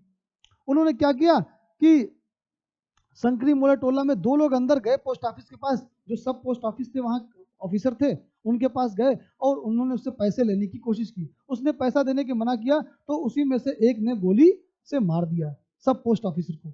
जैसे ही गोली से मारा उसने, वैसे ही वो दोनों वहां से गोली मारने के बाद भागे। और वरेंद्र कुमार घोष जो थे, ये पोस्ट ऑफिस के गेट के ऊपर खड़े हुए थे ताकि ये उन लोगों को इशारा कर सकें, अगर कोई बाहर से पुलिस जाए या कोई ऐसा व्यक्ति जाए जिससे कि उन लोगों को खतरा हो सके जो इसके दो साथी अंदर गए थे, तो इसलिए ये गेट के ऊपर खड़े हुए थे। अब वो गोली मारकर पोस्ट ऑफिसर को भाग गए, पैसा भी नहीं ले गए, पैसा भी वहीं छोड़ गए। तो संकरी टोला जो मोहल्ला था वहीं पर एक पोस्ट ऑफिस था और उसके सब पोस्ट मास्टर जो पैसा गिन रहे थे पीछे के कमरे में, उनके पास दो आदमी जाते हैं, उनसे पैसे की मांग करते हैं, नहीं देते हैं, उनको गोली मार देते हैं और गोली मारने के बाद दोनों भाग जाते हैं। जब यही गोली की आवाज वीरेंद्र कुमार घोष को सुनाई देती तो ये भी भागते हैं और ये भी कई गोलियां चलाते हैं, लेकिन किसी को लगती होती नहीं। लेकिन जो पोस्ट ऑफिस के कर्मचारी होते हैं वो इनको पकड़ लेते हैं, जब पकड़ते हैं तो इनके हाथ में भी पिस्टल रहती है। अब भाई साहब ये कोर्ट पहुंचते हैं और कोर्ट में पहुंच के कहते हैं कि साहब हमारा मारने का कोई उद्देश्य नहीं था, हम तो केवल बाहर खड़े हुए थे, हम तो सीधे साधे आदमी हैं, हमसे कहा था बाहर खड़े रहना, कोई अंदर आए तो हमको बता देना, तो हम तो केवल बाहर खड़े हुए थे, हमने उस अपराध में दोषी नहीं है। हाँ लूटने गए थे ये हमको पता है, लेकिन हत्या कर देंगे ये हमको पता नहीं था। साथ में तो ये कहे थे कि लूट करने जाएंगे, लेकिन अब क्या था कि चूंकि उसी सामान्य आशय को अग्रसर करने के लिए गए थे, लूट करने गए थे, तो लूट के अपराध में जो भी चीजें उसके एक्सटेंट में जाएंगी, विस्तार तक जाएंगी, वहां सभी पक्षकारों के विस्तार भी, दायित्व का विस्तार भी वहां तक हो जाएगा, उनका भी विस्तार वहां तक हो जाएगा। तो वीरेंद्र कुमार घोष को क्या कहा गया, तो इस बात में पोस्टमास्टर को लूटने व हत्या का आरोप था। उसके तक था कि घटना के वक्त वह कमरे के बाहर था और उसने गोली नहीं चलाई। लॉर्ड समनर ने उसे दोषी ठहराते हुए कहा, ये महत्वपूर्ण लाइन है कि लॉर्ड समनर ने उसे दोषी ठहराते हुए कहा कि वे व्यक्ति सहायक होते हैं जो केवल बाहर खड़े होकर इंतजार करते हैं या अपराधी को किसी अन्य प्रकार से सेवाएं प्रदान करते हैं। तो चूंकि कार्य सामान्य आशय के अग्रसर में किया गया था, अतः अन्वयिक दायित्व के आधार पर अभियुक्त दोषी है। अन्वयिक दायित्व में मैंने आपसे कहा कि जब किसी व्यक्ति के कार्य को देखकर किसी तीसरे व्यक्ति के दायित्व का निर्धारण किया जाता है, तो ऐसे निर्धारण के संबंध में वीरेंद्र कुमार घोष का केस बहुत ही महत्वपूर्ण है कि जहां पर जो तीन लोग लूट करने गए पोस्ट ऑफिस में, गोली किसी ने चलाई, लूट करने अंदर कोई दोनों लोग गए, वीरेंद्र कुमार घोष केवल बाहर खड़े हुए थे और ये भागे और इनके हाथ में पिस्तौल के साथ इनको पकड़ लिया कर्मचारियों ने। और यहाँ पर लॉर्ड समनर का ये स्टेटमेंट टीसीएस के पीटी में कई बार पूछा जा चुका है। ये केस आप लोगों ने ड्यूरिंग एलएलबी जरूर से जरूर सुना होगा, तैयारी में आएंगे तो जरूर से जरूर कई बार ये केस पूछा जाता है कि किससे संबंधित केस है। जब मैचिंग वाले क्वेश्चन इधर हमने देखा यूपी में मैचिंग वाले क्वेश्चन बहुत आने लगे, उनमें इन केस लॉज को मैचिंग में पूछ लिया जाता है कि किससे किससे संबंधित है। तो ये केस तब भी रेलिवेंट थे और आज भी रेलिवेंट है। दूसरा इंपॉर्टेंट केस है महबूब शाह बनाम एम्परर का केस। तो महबूब शाह बनाम एम्परर के केस में जब हम देखते हैं तो इसमें जो जज थे उनका नाम है जस्टिस माधव नायर, और ये पहला केस है जिसमें कॉमन इंटेंशन और सिमिलर इंटेंशन में डिफरेंशिएट किया गया था, मतलब समान आशय और सामान्य आशय में अंतर किया गया था। भाई एक ही घर में हम चोरी करने पहुंच गए और एक ही घर में दीपाली भी पहुंच गई, तो और दोनों ने पहले से कुछ तय नहीं किया, चेतन भी उधर से आ गए, ठीक, अब तीनों जाके उसी के घर में मिल गए। तो जब तीनों उसी घर में मिले तो ना तो हमारी दीपाली से बात हुई थी, ना हमारी चेतन से बात हुई थी, ना चेतन और दीपाली की आपस में बात हुई थी, और तीनों एक ही घर में चोरी करने पहुंच गए। तो क्या सबका क्या है, समान आशय है, सेम इंटेंशन है, सामान्य नहीं है। लेकिन सामान्य आशय जब हमने दीपाली ने और चेतन ने मिलकर कोई प्लान बनाया हो कि हम इस तरीके से इससे चोरी करने जाएंगे, डकैती करेंगे, तो क्या होगा, मस्तिष्कों का पूर्व मिलन और पूर्व नियोजित योजना। मस्तिष्कों का पूर्व मिलन, ये पहली कंडीशन है कि हम पहले तय करते हैं कि हमको ये कार्य अपराध करना है। पूर्व नियोजित योजना किस प्रकार से करना है। जब ये दोनों चीजें तय कर लेते हैं, जितने भी अभियुक्त हैं, हम दीपाली और चेतन ने तय कर लिया मिलकर, और तब कोई कार्य करते हैं, तब उसको कहेंगे सामान्य आशय को अग्रसर करने में उस कार्य को किया गया। तो भले हम सीढ़ी लगा रहे हो, चेतन चढ़ रहे हो, निकाल रहे हो, तो क्या तब सभी क्या इन्वॉल्वमेंट बनता है, तब सभी उस कार्य के लिए दायी होंगे। अब महबूब शाह वर्सेज एम्परर का केस का फैक्ट बहुत ही इंपॉर्टेंट है जो हमको जानना चाहिए कि कौन कौन क्या क्या कर सकता है इसमें और कैसे जिम्मेदारी बनती। अब इसमें क्या होता है कि एक अल्लाहदा होते हैं, एक अल्लाहदा का भाई होता है बी, मान लीजिए ए और बी मान लीजिए, अल्लाहदाद और बी हो गए, दो लोग थे। एक गुलाम कासिम थे, तो गुलाम कासिम जो थे वो सी मान लीजिए कि सी थे, और गुलाम कासिम के चाचा जो थे वो डी थे। ए जो है अल्लाहदा, ये कई व्यक्तियों के कई लोगों के साथ ये क्या आता है, एक नदी के थ्रू आता है, दूसरे के खेत के बगल में जो नरकुल के पेड़ लगे रहते हैं जिसको हम लोग रीढ़ बोलते हैं, रीढ़ के पेड़ में हम देखते हैं कि वो उसको तालाब से काटने आते हैं, जो नदी रहती है उसकी नदी में काटने आते हैं। जो डी है ये वहीं पे नहा रहे होते हैं। अब ए और बी जान लीजिए नाव से आए और इनके खेत के बगल में जो नरकुल के पेड़ लगे हुए थे, तालाब में, नदी में लगे हुए थे, उसको इन्होंने काटना शुरू कर दिया, रीढ़ को काटना शुरू कर दिया। अब इन्होंने विरोध किया कि नहीं नहीं, तुम ये सब मत काटो, लेकिन फिर भी ये काट के जाने लगे। तब तक सी जो उनका भतीजा था वो यहीं खड़ा हुआ था, गुलाम कासिम। उसने क्या किया कि एक उठा के एक लठ मारा और ये गिर गए, और इनको कहा कि तुम मत लेकर जाओ। तब तक इन दोनों ने मिलकर सी के ऊपर हमला कर दिया, और जब सी के ऊपर हमला कर दिया तो सी ने चिल्लाया कि बचाओ भैया मुझे। तो दो लोग आते हैं, एक आते हैं वली शाह और दूसरे आते हैं महबूब शाह। तो ये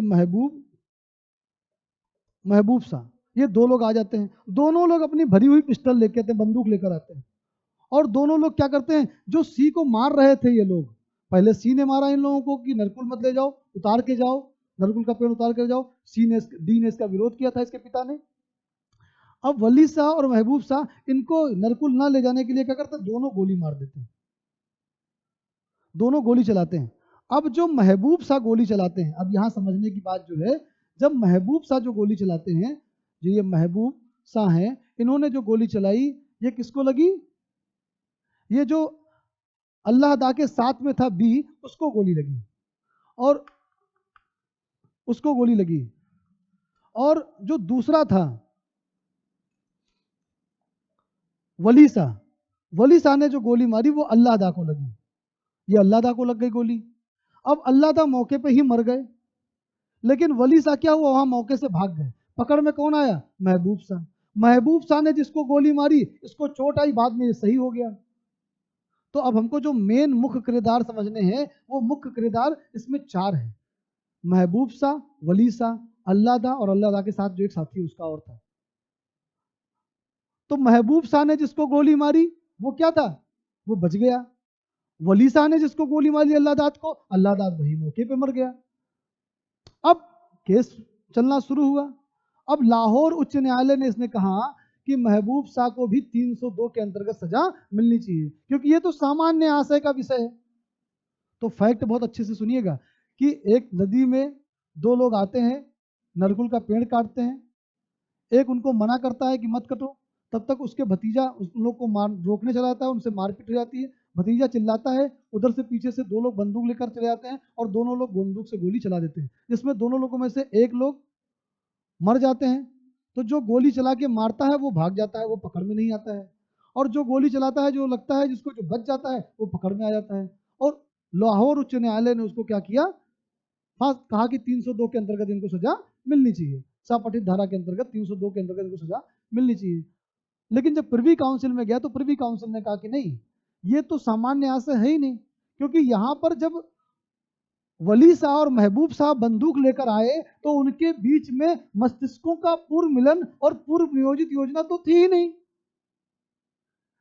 यहां पर तो जब डी जो उसको रोक रहा था, और जब वो उसके भतीजे गुलाम कासिम को मारने लगे, गुलाम कासिम ने जब आवाज दी, तब वो दोनों एक साथ बंदूक लेकर आए बचाने के नाम पर, और उन्होंने गोली चला दी। जिसने गोली चलाई और जिसकी गोली से जो मरा वो कभी पकड़ा नहीं गया, और जिसकी गोली लगी और वो बच गया, तो उसको केवल 307 के लिए दोषी बनाया जा सकता है, ना कि उस पूरे अपराध के लिए, क्योंकि यहां मस्तिष्कों का पूर्व मिलन और पूर्व नियोजित योजना का अभाव है।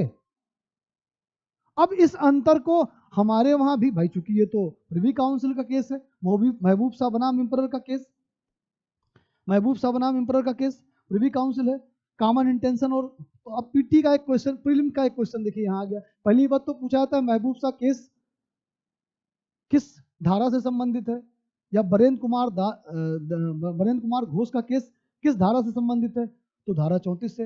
दोनों से, दोनों केस के उपनाम भी हैं।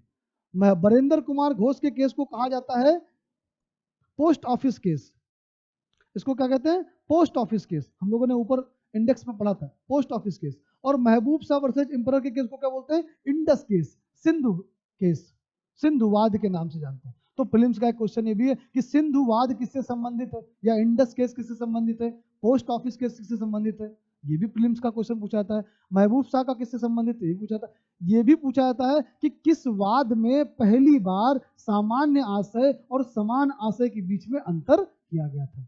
तो किसमें किया गया था? महबूब शाह बनाम एम्परर में। एक क्वेश्चन और पूछा जाता है, और वो पूछा जाता है कि इस महबूब शाह के केस में जो सामान्य आशय और समान आशय में अंतर किया गया, वो भारत में किस केस के अंतर्गत उसको एक्सेप्ट किया गया? तो अभी हम लोगों ने ऊपर पढ़ा था सिनॉप्सिस में, उस केस का नाम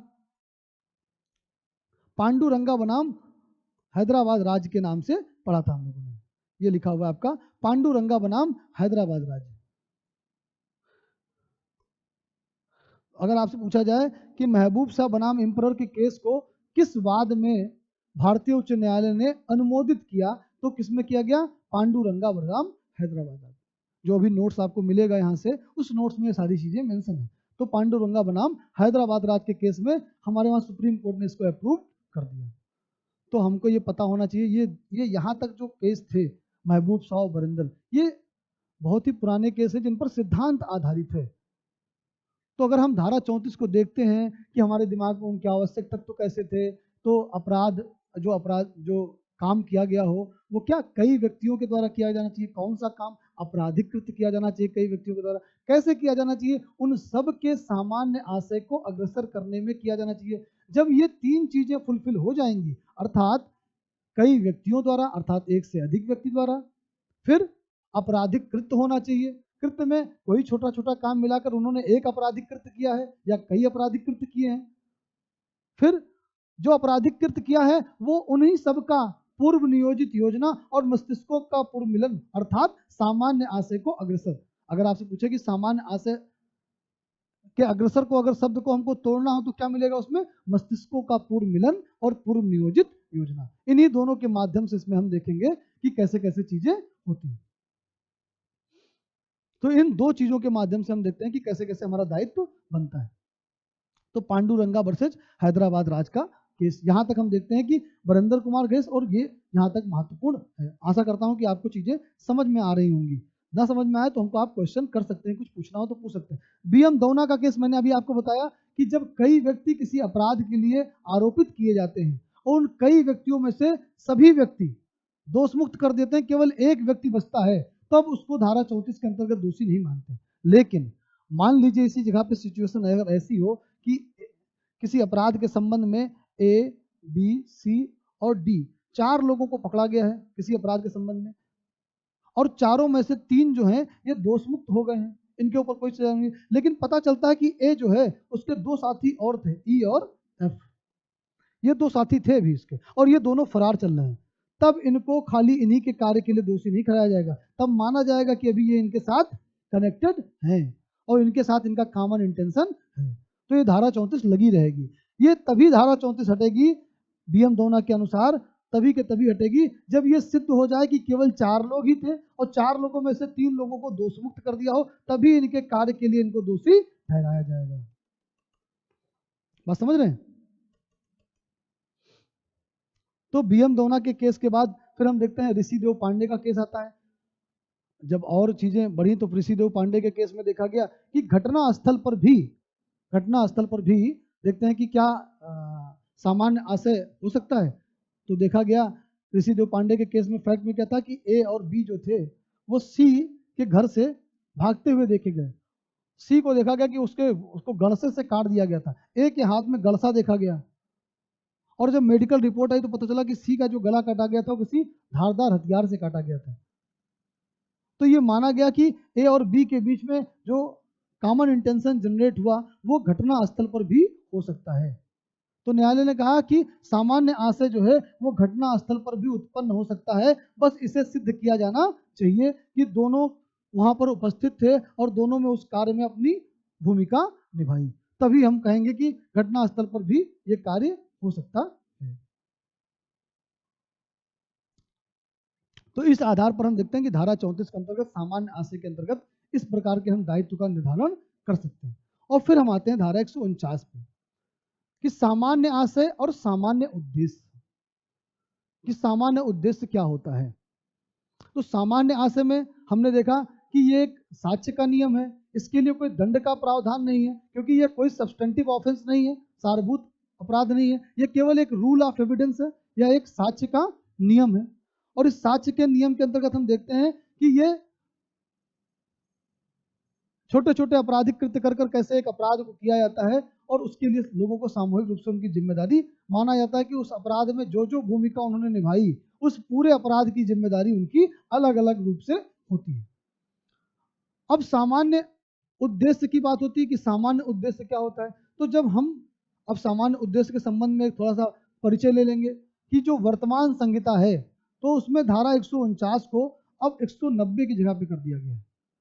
तो जो सामान्य उद्देश्य वाला चैप्टर है वो हम देखते हैं कि सामान्य जो विधि विरुद्ध जमाओ बोलते हैं इसको, अध्याय का नाम है विधि विरुद्ध जमाओ। उसमें देखते हैं धारा 141 से लेके 160 तक के प्रावधान है।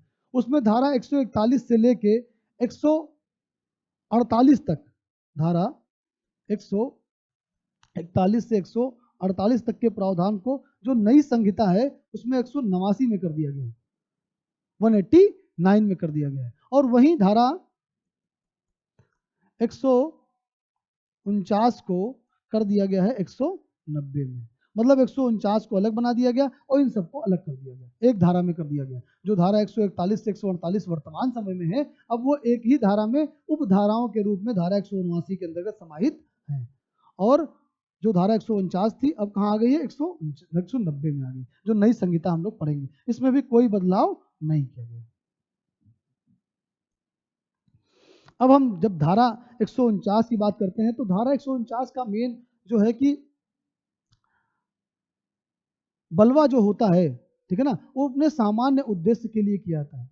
तो पहले कहा गया कि ये विधि विरुद्ध जमाव क्या होता है, तो धारा 141 में बताया जाता है कि विधि विरुद्ध जमाव क्या होता है।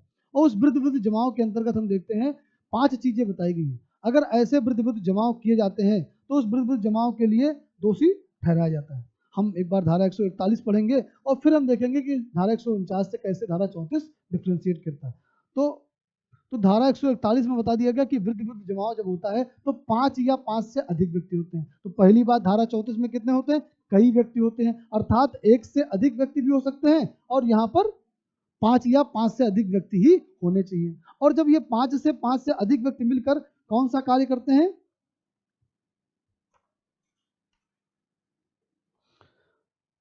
जब कोई विधि विरुद्ध जमाव द्वारा या उसके किसी सदस्य द्वारा जमाव में सामान्य आशय को अग्रसर करने में बल द्वारा या हिंसा द्वारा, सॉरी 191 पढ़ रहा था, पढ़ना था, 141 जो है आपका उसको देखना है कि 5 या अधिक व्यक्तियों द्वारा विरुद्ध विरुद्ध जमाव के रूप में नामदिष्ट यदि उन व्यक्तियों द्वारा जिनमें वह जमाव गठित हुआ है सामान्य उद्देश्य होता है।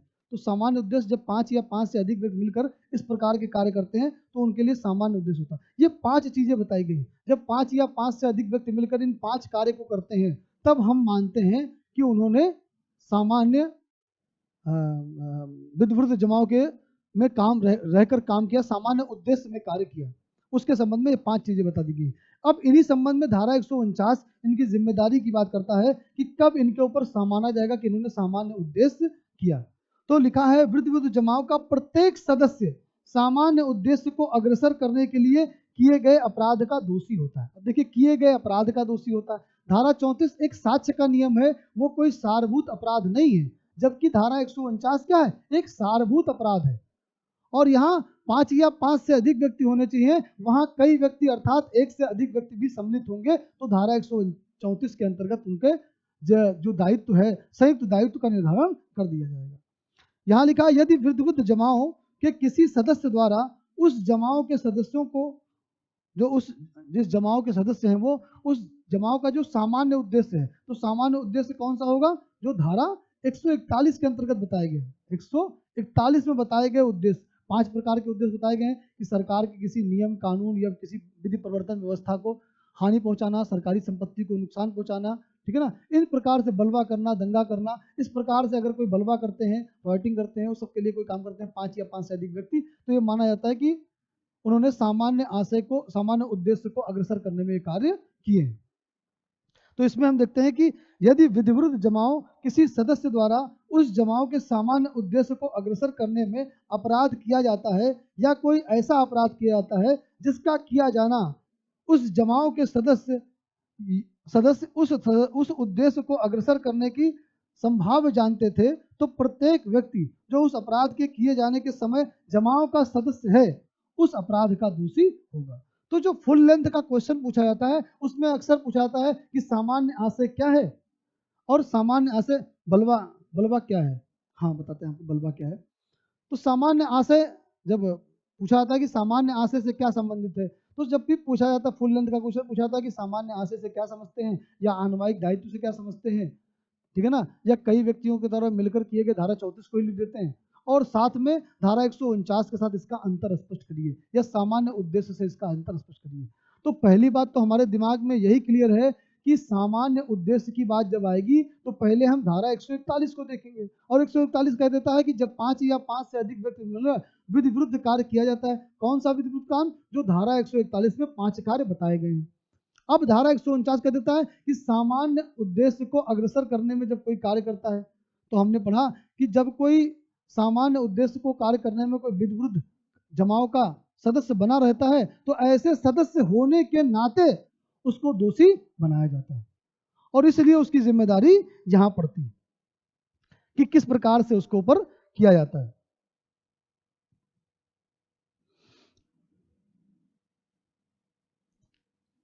विवेक जी ने पूछा है कि बलवा क्या होता है। तो अगर हम जो नई धारा है उसमें हम देखते हैं कि बलवा कैसे किया जाता है। तो जो कोई किसी विधिवत जमाव में जानते हुए विधिवत जमाव को बिखर जाने का समादेश, एक सेकंड धारा आपको बताता हूं मैं। जो नई धारा है उसमें 189 में ये सारी चीजें जोड़ दी गई हैं कि जो कोई किसी व्यक्ति जो किसी विधिवत जमाव में सम्मिलित होकर उस सदस्य को बनने के लिए जो भी सारे लोग हैं जो जो बलवा में क्या हो 5 या 5 से अधिक व्यक्ति मिलकर जब वही विधिवत उद्देश्य के लिए हथियार उस प्रकार से विधिवत जमाव करते हैं या उस रीत से कोई काम करते हैं तो उनको हम मानते हैं कि विधिवत विधाओं के अंतर्गत बलवा के लिए वो वहां पर दोषी बनाए जाते हैं।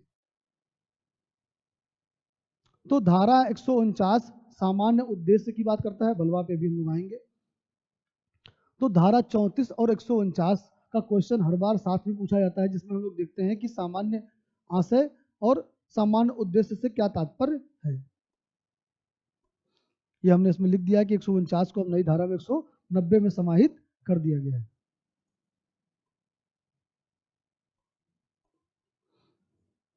लास्ट में हमने इसका अंतर किया है 149 का।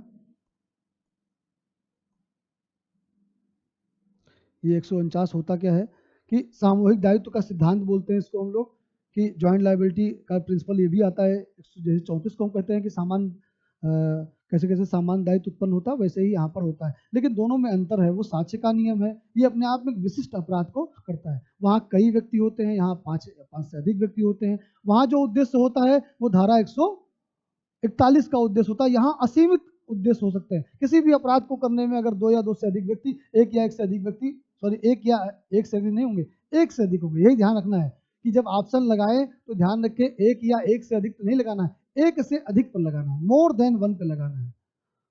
तो धारा 149 के अनुसार यदि विधिवत जमाव किसी सदस्य द्वारा उस जमाव के सामान्य उद्देश्य को अग्रसर करने में अपराध किया जाता है या कोई ऐसा अपराध किया जाता है जिसका किया जाना उस जमाव के सदस्य का उद्देश्य को अग्रसर करने में संभाव जानते थे, हर व्यक्ति उस अपराध के किए जाने के समय उस जमाव का सदस्य था, उस अपराध का दोषी होगा।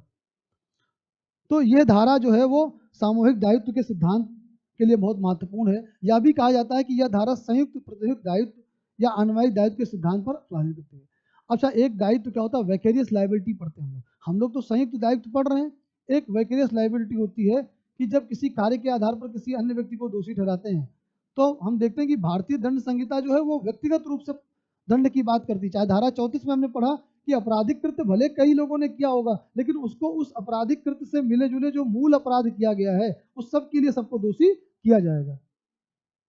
वृद्ध जमाव किसे कहते हैं? तो वृद्ध जमाव हमने कहा कि धारा 141 के अंतर्गत जो बताया गया है कि वृद्ध जमाव के अंतर्गत 5 चीजें आती हैं कि कब कोई चीज वृद्ध जमाव होगा। उसमें मैं आपको पढ़ देता हूं कि केंद्रीय सरकार को या किसी राज्य सरकार को या संसद को या किसी राज्य के विधानमंडल को या किसी लोक सेवक को, जबकि वह ऐसा लोक सेवक विधिपूर्ण शक्ति का प्रयोग कर रहा हो आपराधिक बल द्वारा या आपराधिक बल के प्रदर्शन द्वारा आतंकित किया जाता हो।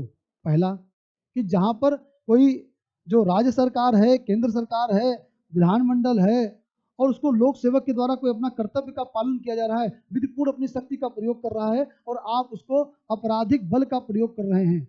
आपराधिक बल की परिभाषा 350 में हम लोग पढ़ेंगे। तो जब आपराधिक बल का प्रयोग करता है तो ऐसे आपराधिक बल के प्रयोग में हम देखेंगे कि किस प्रकार से उसको लोक सेवक को आतंकित कर रहा है। तो 5 या 5 से अधिक व्यक्ति मिलकर अगर ये काम करेंगे तो ये माना जाएगा कि उन्होंने विधि विरुद्ध जमाव के अंतर्गत कार्य किया है।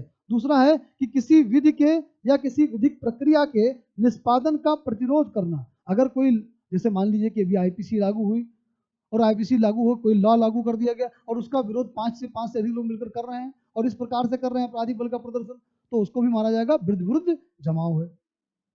फिर गा आता है कि किसी रिष्ट या आपराधिक अत्याचार या अन्य अपराध करना। तो ये इसका इस तीसरे वाले क्लाज का जो आप देखते हैं कि इसका काफी विस्तार है। एक तो रिष्ट जो धारा 425 में बताई गई है वर्तमान संहिता में, और आपराधिक अत्याचार जो धारा 441 में बताई गई है।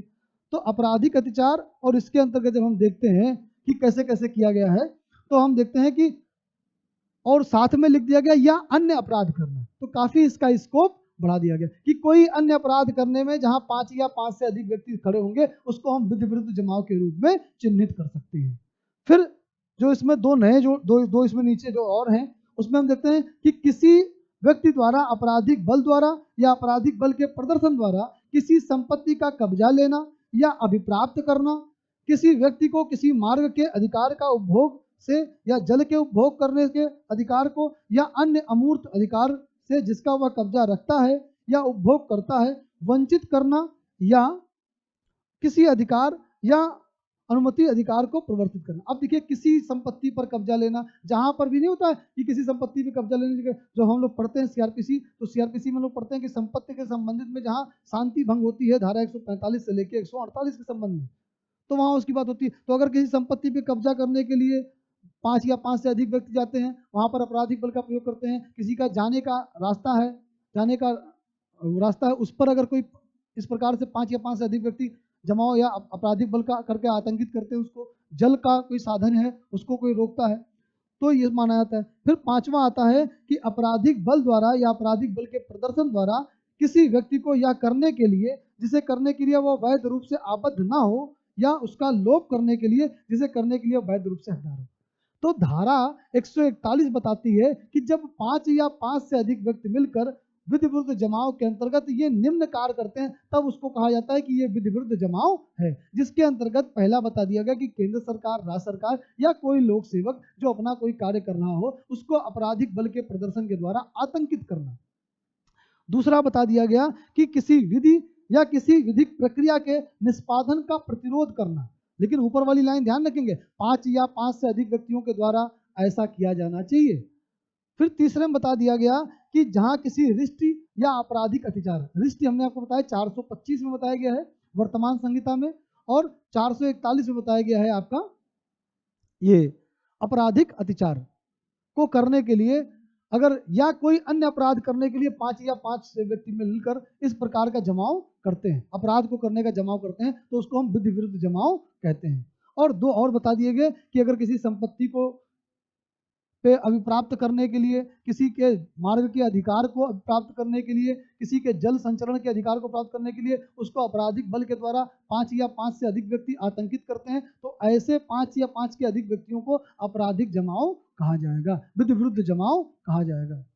और इसी प्रकार से कह दिया गया कि जब कोई कार्य वैध रूप से कोई करने के लिए हकदार है, उसको उस कार्य, पुलिस वाला आया अपनी ड्यूटी करने, उसको अपनी ड्यूटी आप नहीं करने देते, या जो उसकी ड्यूटी नहीं है उसको उस ड्यूटी को करने के लिए आप मजबूर कर रहे हैं। कैसे कर रहे हैं? 5 या 5 अधिक व्यक्तियों के द्वारा विधि विरुद्ध जमाव कर रहे हैं, तब माना जाएगा कि विधि विरुद्ध। इन्हीं पांचों उद्देश्यों को लेकर जब धारा 149 में इन्हीं पांचों उद्देश्यों को लेकर धारा 149 के अंतर्गत 5 या 5 से अधिक सदस्य जो हैं, वो सदस्य जब उसकी उद्देश्य को पूर्ति के लिए कोई कार्य करते हैं या उस जमाव का केवल हिस्सा रहते हैं, तो माना जाता है कि वो धारा 149 के अंतर्गत दोषी है। वो अपने उस सामान्य उद्देश्य को अग्रसर करने के लिए उस समूह का हिस्सा बने हुए या उस समूह के लिए कोई कार्य करते हैं। भाई अब कहा जाता है कि आप आए दिन देखते हैं कि धरना प्रदर्शन हो रहा है और धरना प्रदर्शन होते होते आप देखते हैं कि लाठीचार्ज होने लगता है, तो क्या वो विधिवत जमाव था? तो कहा गया नहीं भाई, भाई जब तक लोग धरना कर रहे थे अपने अधिकारों, तो धरना करने का अधिकार तो फंडामेंटल राइट है नहीं।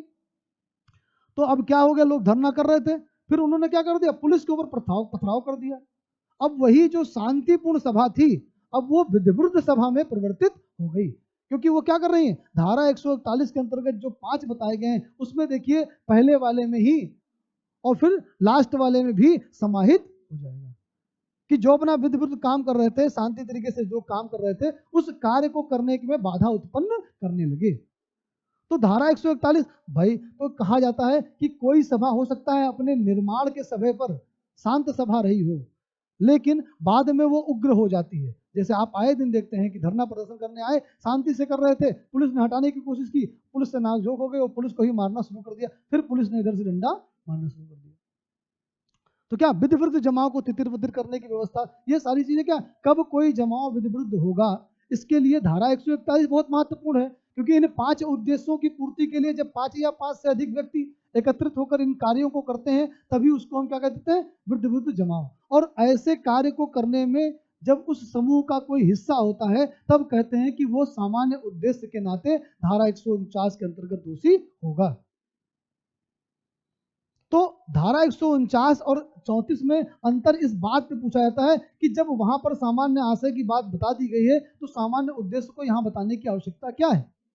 तो सामान्य उद्देश्य जो यहाँ बताया गया धारा 149 में, ये धारा 141 के उद्देश्यों पर सीमित है, बल्कि धारा 34 अपने आप में एक निर्वचन करने का विषय है। वो किसी भी अपराध के लिए असीमित है। जब भी कोई अपराध किया जाएगा, जो विशेषीकृत अपराध बताए गए हैं, उन विशेषीकृत अपराधों में जब कई व्यक्तियों के द्वारा कोई कार्य कर कर उस अपराध में सहभागिता की जाती है, उस अपराध में सम्मिलित हुआ जाता है, तब वह उसके संबंध में धारा 34 में उसी अपराध के उसी कार्य के लिए जिम्मेदार होते हैं, उस सारे कार्य के लिए जिम्मेदार होते हैं। अगर किसी की मर्डर हुआ, मान लीजिए किसी का मर्डर हुआ और उस मर्डर में एक लोगों ने कहा कि मैं तुमको जहर ला के दे दूंगा, तुम उनके घर में रहते हो, डेली डेली उसको थोड़ा थोड़ा जहर देना, स्वीट पॉइजन की तरह, और धीरे धीरे करके वो समाप्त हो जाएगा। अब वो जहर ला के देता है, वो जहर खाने में देता है, उसकी खाने की आदतों को जानता है और उस प्रकार से उसको जहर प्रदान करता है। तो अब धारा 34 के अंतर्गत तो ये नहीं, धारा 41 141 में तो आएगा नहीं। अब क्या मर्डर करने का उद्देश्य, वो तो जहर ला के केवल दे दिया उसने, उसने तो दवा जहर खिलाया नहीं, ना कुछ किया, उसने खाली जहर दे दिया।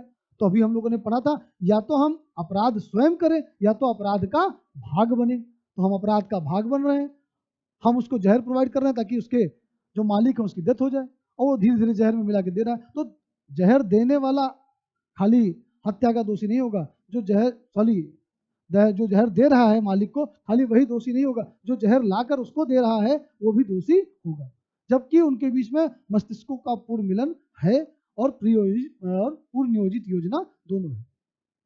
तो धारा 34 अपने आप में जुडिशरी के लिए बहुत ही ज्यादा महत्वपूर्ण धारा है, जिसके अंतर्गत हम देखते हैं कि सामान्य आशय की बात होती है, तथा धारा 149 के अंतर्गत हम देखते हैं सामान्य उद्देश्य की बात होती है। हम इनके अंतर को भी देख सकते हैं।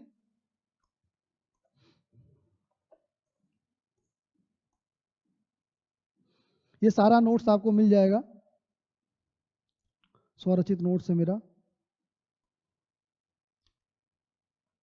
धारा 34 दायित्व का आधार सामान्य आशय है, जो अभियुक्त को प्रेरित करता है, अर्थात पूर्व निर्धारित योजना और दिमागों के पूर्व मिलन होना चाहिए, तभी धारा हो। और धारा 149 के लिए दायित्व का आधार केवल सामान्य उद्देश्य है। देखिए धारा 149 में अंतिम लाइन में लिख दिया गया कि वो उसका सदस्य है, वो उसका सदस्य है। फिर आता है सामान्य आशय असीमित अपराध के लिए होता है। हमने आपको बताया कि ये असीमित अपराध के लिए होता है, और जबकि उपधारा 2 में हमने आपसे बताया कि ये धारा 149 क्या होती है, उन 5 या 5 से अधिक व्यक्तियों के द्वारा उन जो 5 तत्व बताए हैं उन्हीं उद्देश्यों के लिए ही सम्मिलित होता है। धारा 34 प्रवर्तन के लिए अपराध कारित करने और सामान्य आशय में सक्रिय आवश्यक होता है। और यहाँ पर क्या है, प्रवर्तन के लिए अपराध घटित होते समय अवैध सभा का सदस्य होना ही पर्याप्त है।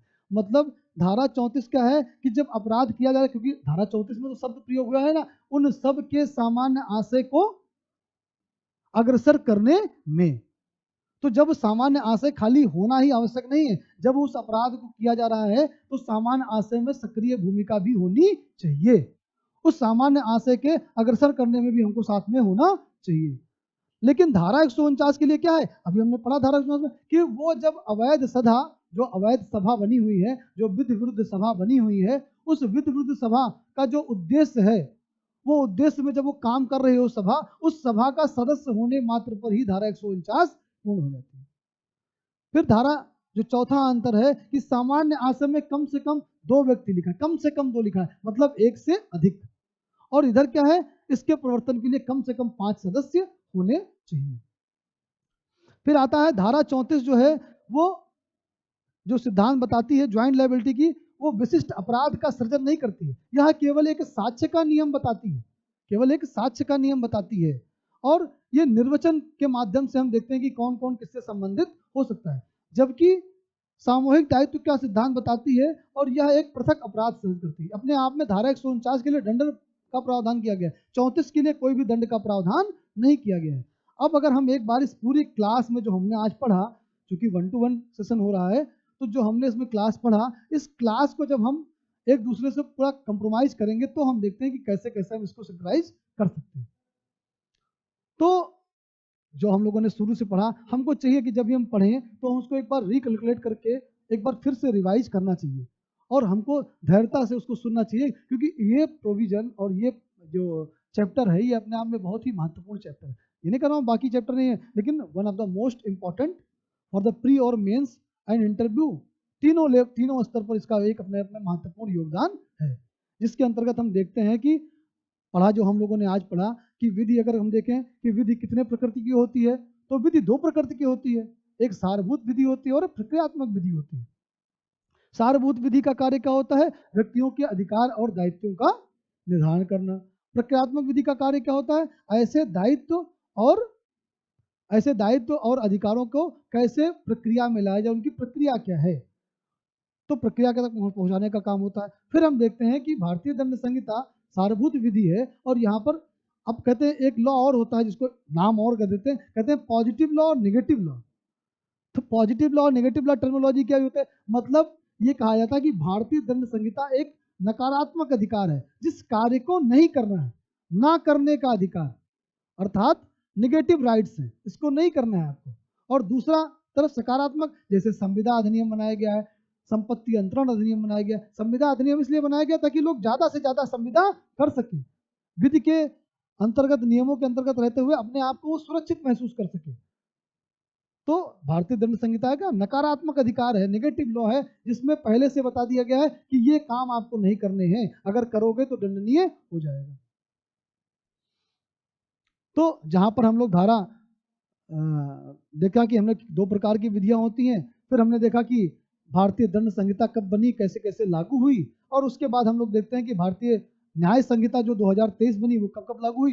दोनों अधिनियम में समानता कि दोनों उस 1860 का 45वां अधिनियम था और यहाँ पर 2023 का 45वां अधिनियम है, ये देखा हम लोगों ने। और इसके बाद फिर हम अपने टॉपिक पर चले आए, हमने ये भी देखा कि कितने अध्याय थे, कितनी धाराएं थी वहां पर, और अब ये नया अधिनियम आएगा, इसमें कितने अध्याय, कितने धाराएं। तो 23 अध्याय और 511 धारा वहां पर थी, और यहाँ पर हम देखते हैं कितनी धाराएं थी, 20 अध्याय और 358 धाराएं बताई गई हैं। इस अधिनियम में जो धारा 34 है, ये दंड संहिता में धारा 34 में समाहित है। जो नया अधिनियम है उसमें धारा 3 की उपधारा 5 में बताया गया, कोई परिवर्तन धारा में नहीं।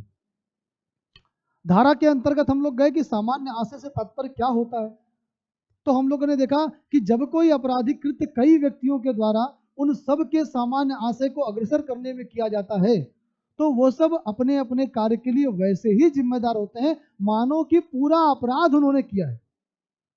तो हमने देखा कि आपराधिक कृत्य, तो हमने पहले कार्य की परिभाषा देखी कि कार्य के अंतर्गत क्या होता है, तो हमने कहा कि एक कार्य में कार्यों की श्रृंखला भी समाहित होती है। Single act is called series of act, मतलब अगर कोई छोटे छोटे काम मिलकर एक अपराध कर दिया जाता है, तो हम ये माना जाएगा कि छोटा छोटा काम किया गया, ये उसी कार्य की कार्यवलियां हैं, सीरीज हैं, और उस समूह वाले कार्य को माना जाएगा कि उसी कार्य को इसने किया। भाई जैसे गाड़ी लाके उसने खड़ा कर दिया कि लूट का सामान इससे ले जाएंगे, तो ये माना जाएगा कि उस लूट के सामान में जो गाड़ी लेकर आया उसने तो केवल एक काम किया, लेकिन माना जाएगा कि उसने भी लूट की। तो हर सिंगल एक्ट जो होगा वो सीरीज ऑफ एक्ट में कनेक्ट हो जाएगा। तो धारा 34 में हम लोगों ने देखा कि एक से अधिक व्यक्ति होने चाहिए, फिर हम लोगों ने देखा कि आपराधिक कृत्य होना चाहिए, फिर सामान्य आशय को अग्रसर। सामान्य आशय के अग्रसर में हमने देखा कि इसका इतिहास भी है कि ये शब्द पहले संहिता में नहीं था, जो मूल संहिता थी। ये कब आया? संभवतः 1870 में गोराचंद गोपी के केस से इसको बर्निश पिकाक ने कहा कि ऐसा ऐसा चीज होना चाहिए, और 1877 में भारतीय दंड संहिता में संशोधन करके इसको समाहित कर दिया गया और कह दिया गया कि अब इन सब के सामान्य आशय के अग्रसर में किया जाएगा, तो माना जाएगा कि ये कार्य होगा। तो हमने इसको तोड़ा भी कि सामान्य आशय के अग्रसर में दो आवश्यक तत्व होते हैं, मस्तिष्कों का पूर्व मिलन और पूर्व नियोजित योजना, prior meeting of mind and pre arrange plan. तो जहां पर हम पहले से ये तय करके जाते हैं कि हमको इस कार्य को करना है, सब इस काम को करने के लिए सहमत होते हैं, तो सारे उसमें इन्वॉल्व हो जाते हैं। फिर हम लोग देखते हैं कि धारा 34 के बाद जब हम देखते हैं कि कौन कौन से महत्वपूर्ण केस हैं, उसमें हम लोगों ने वरिंदर कुमार घोष का केस पढ़ा, जिस केस को पोस्ट ऑफिस केस भी कहा जाता है। ये सारे प्रश्न पूछे गए हैं पीटी में।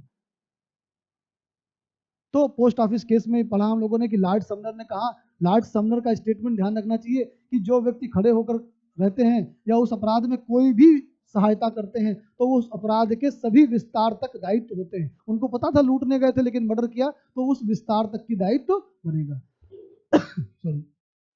उस विस्तार तक उनकी जिम्मेदारी होती है। तत्पश्चात फिर हम लोगों ने देखा कि महबूब शाह वर्सेज एम्परर का केस बहुत ही इंटरेस्टिंग केस है कि जिसने गोली मारी, जिसको सजा हुई पहले, और जिसने उसको गोली मारी वो मरा नहीं, और जिसने गोली मारी जो मर गया वो भाग गया, वो कभी पकड़ में नहीं आया। तो महबूब शाह को क्या हुआ, प्रिवी काउंसिल से रिलीफ मिला और उनके द्वारा किए गए कार्य के लिए केवल उनको दोषी 307 के अंतर्गत बनाया गया, क्योंकि उन्होंने जिसको गोली मारी थी उसकी तो जान बच गई थी, लेकिन वली शाह ने जिसको मारा था वो मर गया था। तो यहाँ पर पहली बार सामान्य आशय और समान आशय, कॉमन इंटेंशन और सेम इंटेंशन में डिफ्रेंशिएट किया गया, और ऐसे डिफ्रेंशिएट के माध्यम से इसको बनाया गया। फिर हम लोगों ने इसके बाद देखा हैदराबाद का केस, पांडुरंगा बनाम हैदराबाद राज्य, जिसमें माननीय उच्चतम न्यायालय ने इसको एक्सेप्ट कर लिया। और उसके बाद हम फिर बीएम दोना के केस में गए, और बीएम दोना के केस में हम लोगों ने देखा कि जब समूह के रूप में कई व्यक्तियों के ऊपर आरोप लगाए गए हों और उसमें से केवल एक व्यक्ति बचता हो, बाकी सभी को दोष मुक्त कर दिया गया हो, तो उस व्यक्ति को संयुक्त दायित्व या सामान्य आशय के लिए दोषी न बनाकर खाली उसके द्वारा किए गए कृत्य के लिए ही दोषी बनाएंगे, जब तक कि यह प्रतीत ना हो कि अन्य व्यक्ति भी सम्मिलित है। तो ये माना जाएगा कि केवल उसके द्वारा किए गए कार्य के लिए उसको दोषी बनाया जाएगा।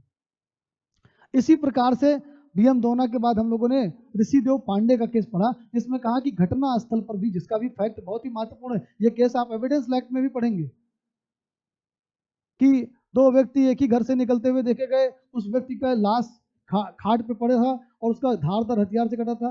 जो दो व्यक्ति घर से निकले उनके एक हाथ में गड़सा था, ब्लेड लगा हुआ था, तो माना गया कि घटना स्थल पर भी सामान्य आशय हो सकता है, बस उसको सिद्ध करना जरूरी है। दो केस और भी हैं, एक कांतैया वर्सेस स्टेट ऑफ मुंबई का केस है और दूसरा जीएम देसाई बनाम स्टेट ऑफ बॉम्बे का केस है।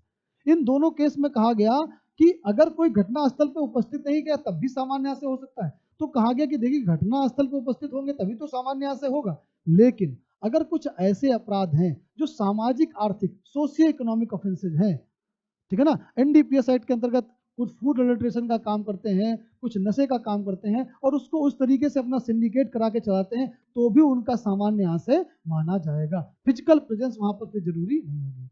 तो ये जेएम देसाई बनाम स्टेट ऑफ बॉम्बे, ये भी नोट्स में इंक्लूड है कि इस केस के अंतर्गत ये कहा गया कि इसके लिए भी इनका दायित्व बनेगा। तो ये सीरीज पढ़ा हम लोगों ने धारा 34 की, धारा 34 क्या है, उसका इतिहास क्या है, उसके आवश्यक तत्व क्या है, कब उसके अंतर्गत परिवर्तन किया गया ये पढ़ा गया, कौन से महत्वपूर्ण केस हैं ये पढ़ा गया, पीटी में किस प्रकार से प्रश्न बनते हैं इस अधिनियम के ऊपर, सारे केस लॉज पूछे जा चुके हैं। जो हमने केस लॉ के दूसरे नाम बताए जैसे post office case, Indus case, ये भी पूछा जा चुका है।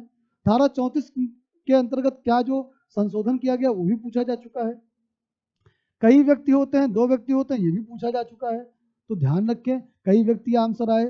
अच्छा, अगर कहीं ऑप्शन में ऐसा हो कि लिखा रहे 1 से अधिक व्यक्ति और लिखा रहे कई व्यक्तियों द्वारा आपराधिक कृत्य, तब तो जो बैलेट में लिखा है वही लगाना है कि कई व्यक्तियों द्वारा किया गया आपराधिक कृत्य। तब नहीं लगाएंगे कि 2 से अधिक व्यक्ति। तो हमको ये ध्यान रखना है कि ऑब्जेक्टिव प्रश्न जो है वो जब लगाते हैं तो नियरेस्ट आंसर जो सही होता है उसको लगाना चाहिए। जब कई व्यक्ति वाला ऑप्शन नहीं होगा तो 1 से अधिक व्यक्ति वाला आ जाएगा, 1 से अधिक व्यक्ति वाला ऑप्शन नहीं होगा तो 2 या 2 से अधिक व्यक्ति आ जाएंगे या 2 से अधिक व्यक्ति आ जाएंगे। इस प्रकार से ऑप्शन को हमको देख के लगाना है। और आप बैक ईयर का पेपर लगाएंगे तो आपको इस प्रकार के प्रश्न मिलेंगे। हमारे वहाँ जब वीकली टेस्ट होता है तो हम देखते हैं कि जब आईपीसी का टेस्ट होगा तो उस प्रकार से। अच्छा, हम इस विषय को लेकर चाहे भारतीय दंड संहिता हो, भारतीय नागरिक सुरक्षा अधिनियम हो, भारतीय साक्ष्य अधिनियम हो, इसको दोनों को कंपैरेटिव करके यहाँ पढ़ाया जाता है। दोनों का कंपैरिजन चलाया जा रहा है ताकि अच्छे से बच्चा समझ सके कि अगर किसी स्टेट में, मान लीजिए राजस्थान में पुराना अधिनियम पूछा गया है, यूपी में वैकेंसी आएगी, हो सकता है नया पूछ लिया जाए, तो जो मूलभूत परिवर्तन है उनके साथ इसको पढ़ाया जाता है। लेकिन अगर भारतीय दंड संहिता देखें तो मात्र यहाँ दंड या जुर्माने में परिवर्तन किया गया है मुख्यतः। बाकी बहुत सी छोटे नॉर्मल टाइप के बदलाव किए गए हैं। जैसे अगर आप देख लें कि 2-3 टाइप के नए ऑफेंस जोड़ दिए गए हैं भारतीय दंड संहिता में, जैसे कि झपटमारी, स्नैचिंग। भाई तो क्योंकि समाज में हो रहा था तो अब क्या चोरी के साथ वहां पर जोड़ दिया गया स्नैचिंग, एक नया अपराध जोड़ दिया गया। अभी तक जो धारा 380 में हम लोग गृह आदि में चोरी करते थे उसमें हम देखते थे कि अब उसमें 2-3 चीजें जोड़ दी गई कि मंदिर में चोरी करना, सरकार की संपत्ति चोरी करना, मूर्ति चोरी करना, ये ऐड कर दिया गया उसमें। 3 नए अपराध और बना दिए गए। कौन कौन से? ऑर्गेनाइज क्राइम और पिटी ऑर्गेनाइज क्राइम, संगठित अपराध और छोटे संगठित अपराध, और आतंकवादी अपराध, आतंकवादी विधिविध अपराध 111, 112, 113, 3 नए सेक्शन जोड़ दिए गए कि ये अपराध बढ़ गए हैं। तो जो परिवर्तन हुए हैं उनको वैसे हम लोग अलग अलग तरीके से भी बताते हैं अच्छे से। तो चूंकि आज ये एक डेमो क्लास थी भारतीय दंड संहिता के ऊपर, उम्मीद है, आशा करता हूँ कि आपको समझ में आया हो। कुछ अगर ना समझ में आए तो आप यहाँ नीचे आपसे फ़ोन किया जाएगा, आपको हमसे समझना हो, कुछ पूछना हो तो आप पूछ सकते हैं हमसे, कुछ समझने के लिए चाहिए आपको तो जैसे भी हो आप अपना रिव्यू जरूर दीजिए, ठीक है ना। तो मुझे लगता है कि धारा 34 में अगर आप रिप्लाई करेंगे तो ज़्यादा अच्छा रहेगा, कोई मैसेज करेंगे कि आपको समझ में आया कि नहीं समझ में आया, कोई दिक्कत आई। हो सकता है मे बी मेरी, चूंकि मैं आईपीसी पढ़ाते समय मे बी मुझे लगता है कि अगर आपको, प्रयास मेरा यही रहता है समझ में आया, क्योंकि हम आपको समझाने के लिए, तो आपको पर्सनल गाइडेंस भी मिलेगा यहाँ पर। तो अगर प्लीज़ आप मैसेज करेंगे तो मुझे अच्छा लगेगा कि आपको समझ में आ रहा है, कोई दिक्कत तो नहीं। शहबाज ने लिखा क्लियर है। दीपाली,